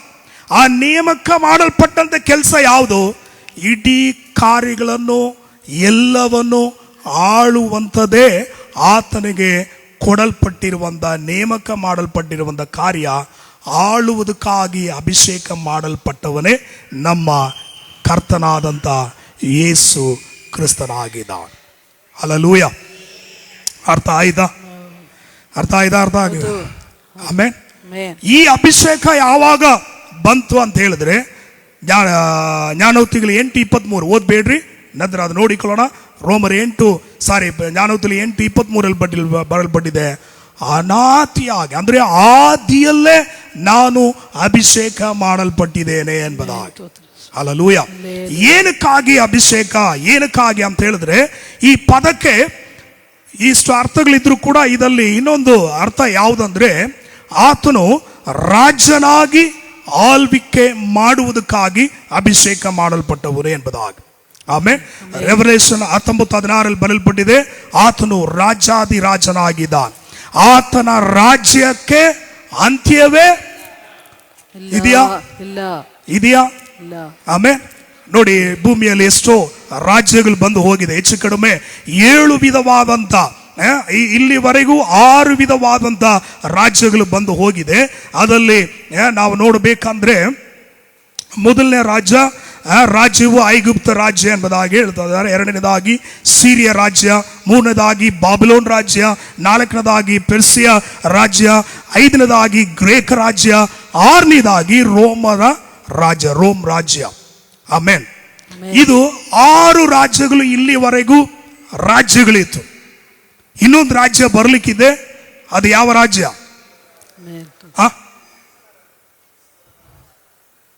ಕ್ರೈಸ್ತ ವಿರೋಧಿಯ ರಾಜ್ಯ. ಆಮೇಲೆ ಸಭೆ ಎತ್ತಲ್ಪಟ್ಟ ನಂತರ ಯಾರ ರಾಜ್ಯದಲ್ಲಿ ಬರ್ತದೆ? ನೀವೆಲ್ಲ ಇರಲ್ಲ, ಇದ್ರೆ ಪಾಸ್ ಹೇಳುವಾಗೆ ಚರ್ಚ್ ಎಲ್ಲ ಇರ್ತದೆ, ಚೇರ್ಗಳೆಲ್ಲ ಹಂಗೆ ಇರ್ತದೆ, ಎಲ್ಲ ನೋಡ್ಕೊಳ್ಳಿ, ಗಾಡಿಗಳೆಲ್ಲ ಬಿಟ್ಟು ಹೋಯ್ತೀವಿ. ಆಮೇಲೆ ಯಾರ ರಾಜ್ಯ? 6 ರಾಜ್ಯ, Egypt, Syria, Babylon, Persia, Greek, Rome, ಇದುವರೆಗೆ ಆಗಿದೆ. ಇನ್ನೊಂದು ರಾಜ್ಯ ಬರ್ಲಿಕ್ಕಿದೆ, ಅದು ಯಾವ ರಾಜ್ಯ ಅಂತ ಹೇಳಿದ್ರೆ ಕ್ರೈಸ್ತ, ಆಂಟಿ ಕ್ರೈಸ್ಟ್ ರಾಜ್ಯ. 7 years ಇರ್ತದೆ. ಆಮೇನ್. ಅದ ನಂತರ ಯಾರ ರಾಜ್ಯ ಬರ್ಲಿಕ್ಕಿದೆ ಅಂದ್ರೆ ನಮ್ಮ ಕರ್ತನಾಗಿರುವಂತ ಕ್ರಿಸ್ತನ ರಾಜ್ಯ ಬರ್ಲಿಕ್ಕಿದೆ. ಆ ರಾಜ್ಯಕ್ಕೆ ಹೆಸರು ನಿತ್ಯ ರಾಜ್ಯ, ಅಂತ್ಯವೇ ಇಲ್ಲದೆ ರಾಜ್ಯ. ಈ ರಾಜ್ಯವನ್ನು ಆಳ್ವಿಕೆ ಮಾಡುವುದಕ್ಕಾಗಿ ಆದಿಯಲ್ಲೇ ಕ್ರಿಸ್ತನನ್ನು ಅಭಿಷೇಕ ಮಾಡಿದಂತ. ಹಲ್ಲೆಲೂಯಾ. ಜನರಿಗೆ ಅರ್ಥ ಆಗ್ತಾ ಇದೆ. ಆಮೆನ್. ಆಮೆನ್. ಸೊ ಇನ್ನು ಅನೇಕ ಕಾರ್ಯಗಳಿದೆ, ಬರ ದಿನಗಳಲ್ಲಿ ನಾವು ಅದನ್ನು ಕುರಿತು ನಾವು ನೋಡಿಕೊಳ್ಳೋಣ. ಇವತ್ತು ನಾವು ನೋಡಿರುವಂಥದ್ದು ಯೇಸುವೆ ಕರ್ತನು 7 ವಿಧವಾದಂಥ ಕಾರ್ಯಗಳನ್ನು ಪರಿಪೂರ್ಣವಾಗಿ ನಾವು ನೋಡಿದ್ದೀವಿ. ನಂತರ ಕ್ರಿಸ್ತನು ಅಂತ ಹೇಳಿದ್ರೆ ಆಳ್ವಿಕೆ ಮಾಡುವುದಕ್ಕಾಗಿ ಅಭಿಷೇಕ ಮಾಡಲ್ಪಟ್ಟಂತ ವ್ಯಕ್ತಿ ಎಂಬುದಾಗಿ. ಯಾವುದನ್ನು ಅಂದ್ರೆ ಎಲ್ಲವನ್ನು ಆಳ್ವಿಕೆ ಮಾಡುವಂತ ನಿತ್ಯ ರಾಜ್ಯವನ್ನು ಆತನಿಗೆ ಕೊಡಲ್ಪಟ್ಟಿದೆ. ಆತನಿಗೆ ಅಂತ್ಯವಿಲ್ಲದೇ ಇರುವಂತ ರಾಜ್ಯವನ್ನು ಆಳ್ವಿಕೆ ಮಾಡುವುದಕ್ಕಾಗಿ ಕ್ರಿಸ್ತನಾಗಿ ಅಭಿಷೇಕ ಮಾಡಲ್ಪಟ್ಟಿದ್ದಾನೆ. ಆತನೇ ನಮ್ಮ ಕರ್ತನಾದಂತ ಯೇಸು ಕ್ರಿಸ್ತನಾಗಿದ್ದಾನೆ. ಕಣ್ಣುಗಳ ಮುಚ್ಚಿ ನಾವು ದೇವರ ಸಮ್ಮುಖದಲ್ಲಿ ನಾವು ಪ್ರಾರ್ಥನೆ ಮಾಡೋಣ. ಆತನೇ ಕರ್ತನಾಗಿದ್ದಾನೆ. ಯೇಸು ಬರೀ ರಕ್ಷಕನ ಮಾತ್ರವಲ್ಲ, ಆತನೇ ಕರ್ತನು ಎಂಬುದಾಗಿ 7 ಕಾರ್ಯಗಳು ನಾವು ನೋಡಿದ್ದೀವಿ. ನಂತರ ಕ್ರಿಸ್ತನನ್ನು ಕುರಿತು ನಾವು ಸ್ವಲ್ಪ ಕಾರ್ಯಗಳನ್ನು ನಾವು ನೋಡಿದ್ದೀವಿ. ಒಂದು ಮಾತ್ರ ಚೆನ್ನಾಗಿ ತಿಳ್ಕೊಳ್ಳಿ, ಆತನು ಒಬ್ಬನೇ ಕರ್ತನಾದಂತ ಯೇಸು ಕ್ರಿಸ್ತನಾಗಿದ್ದಾನೆ. ಆ ಕರ್ತನಾದಂತ ಯೇಸು ಕ್ರಿಸ್ತನಿಗೆ ಕೈಗಳ ತಟ್ಟಿ ಆತ ನಾಮಕ್ಕೆ ಮಹಿಮೆಯನ್ನು ಸಲ್ಲಿಸೋಣ. ಕೊನೆಯದಾಗಿ ನಮ್ಮ ಮೊದಲು ಒಂದು ಪಾಸ್ಟಮ್ಮ ಅವರು ಕೊನೆಯದಾಗಿ ಪ್ರಾರ್ಥನೆ ಮಾಡಿ ಮುಗಿಸುವಂತವರಾಗಿರುತ್ತಾರೆ. ಹಲ್ಲೆಲೂಯಾ. ಸ್ತೋತ್ರ ಸ್ವಾಮಿ. ಪರಲೋಕ ತಂದೆಯಾದ ದೇವರೇ, ಅಪ್ಪ ನಮಗೆ ಸ್ತೋತ್ರ ಸ್ವಾಮಿ. ಅಪ್ಪ, ನೀನು ದೇವಾದಿ ದೇವನು, ರಾಜಾದಿರಾಜರು, ಕರ್ತನು ಆಗಿರೋದಕ್ಕಾಗಿ ಸ್ತೋತ್ರ. ನಿನ್ನ ರಾಜ್ಯಕ್ಕೆ ಅಂತ್ಯವೇ ಇಲ್ಲ ಎಂಬುದಾಗಿ ಕೇಳಲ್ಪಟ್ಟೆವು ಸ್ವಾಮಿ. ನಿನ್ನ ದಯೆಗಾಗಿ, ನಿನ್ನ ಕರುಣೆಗಾಗಿ, ಅಪ್ಪ ನಮಗೆ ಕೊಡಲ್ಪಟ್ಟಂಥ ರಕ್ಷಣೆಗಾಗಿ, ಕರೆಯುವಿಕೆಗಾಗಿ, ಅಪ್ಪ ನಿಮಗೆ ಸ್ತೋತ್ರ ಸ್ವಾಮಿ ಕರ್ತನೆ. ಯಾವ ಯೋಗ್ಯತೆ ಇಲ್ಲದೇ ಇರುವಂಥ ನಮ್ಮನ್ನು ಕರ್ತನೆ ನೀನು ಅಪ್ಪ ಸ್ವಾಮಿ ಅಪ್ಪ ನಮ್ಮನ್ನು ಆರಿಸಿಕೊಂಡು ಅಪ್ಪ ಕರ್ತನೆ ನಮಗೋಸ್ಕರ ಎಲ್ಲ ಕಾರ್ಯಗಳನ್ನು ಅಪ್ಪ ಕರ್ತನೆ ಮಾಡಿರೋದಕ್ಕಾಗಿ ನಿಮಗೆ ಸ್ತೋತ್ರ ಸ್ವಾಮಿ. ಅಪ್ಪ ಕರ್ತನೆ ದೇವರೇ ಹೌದು ರಾಜ, ನಿಮಗೆ ಕೃತಜ್ಞತೆಯಾಗಿ ಭೂಲೋಕದಲ್ಲಿ ಬದುಕಿ ಬಾಳುವಂತೆ ನಿನ್ನ ಚಿತ್ತವನ್ನು ನೆರವೇರಿಸುವಂತೆ ಕರ್ತನೆ ನಿಂತಾನೆ ನಮಗೆ ಸಹಾಯ ಮಾಡು ಕರ್ತನೆ. ಕೇಳಿದಂಥ ಒಂದೊಂದು ವಾಕ್ಯಗಳಿಗಾಗಿ ಸ್ತೋತ್ರ ಸ್ವಾಮಿ. ಅಪ್ಪ ನಿನ್ನ ಪರಿಶುದ್ಧಾತ್ಮನು ತಾನೇ ಅಪ್ಪ ನಮ್ಮನ್ನು ಸಕಲ ಸತ್ಯದಲ್ಲಿ ನಡೆಸಿ ಸತ್ಯದಲ್ಲಿ ಸೇರಿಸುವುದಕ್ಕಾಗಿ ಸ್ತೋತ್ರ ಸ್ವಾಮಿ. ನಾನು ನಿಮ್ಮನ್ನು ಅನಾಥರಾಗಿ ಬಿಡುವುದಿಲ್ಲ ಎಂಬುದಾಗಿ ಹೇಳಿದ ಪ್ರಕಾರ ಅಪ್ಪ ನೀನೇ ಆರಂಭಿಸಿದಾತನು ಪೂರೈಸುವುದಕ್ಕೂ ಶಕ್ತನಾಗಿರುವುದಕ್ಕಾಗಿ ಸ್ತೋತ್ರ ಸ್ವಾಮಿ. ಅಪ್ಪ ತಕ್ಕ ಸಮಯದಲ್ಲಿ ವಾಕ್ಯಗಳನ್ನು ನಾವು ಧ್ಯಾನ ಮಾಡುವಂತೆ ಕರ್ತನೆ ಅಪ್ಪ ಸ್ವಾಮಿ ಕರ್ತನೆ ನಿನ್ನ ಚಿತ್ತಕ್ಕೆ ಅನುಸಾರವಾಗಿ ನಡೆಯುವಂತೆ ನಿನ್ನ ಪವಿತ್ರಾತ್ಮನನ್ನು ನಮಗೆ ಕೊಟ್ಟಿರೋದಕ್ಕಾಗಿ ಸ್ತೋತ್ರ. ವಾಕ್ಯ ಕೊಟ್ಟಂಥ ಸೇವಕರನ್ನು ಕೂಡ ನಿಂತನೆ ಆಶೀರ್ವದಿಸು ಸ್ವಾಮಿ. ನಾಳೆ ಇರುವ ಎಲ್ಲ ಆರಾಧನೆಗಳನ್ನು ನಿಂತನೆ ನಡೆಸಿಕೊಡೋದಕ್ಕಾಗಿ ಸ್ತೋತ್ರ. ಎಲ್ಲ ಸ್ತುತಿಯನ್ನು ಘನವನ್ನು ಮಹಿಮೆಯನ್ನು ನಿನಗೇ ಸಮರ್ಪಿಸುತ್ತೇವೆ. ಯೇಸು ಕ್ರಿಸ್ತನ ನಾಮದಲ್ಲಿ ಬೇಡಿ ಹೊಂದಿದ್ದೇವೆ ಪರಿಶುದ್ಧ ತಂದೆಯೇ. ಸ್ತೋತ್ರ ಸ್ವಾಮಿ. ಸ್ತೋತ್ರ ರಾಜ ಸ್ತೋತ್ರ.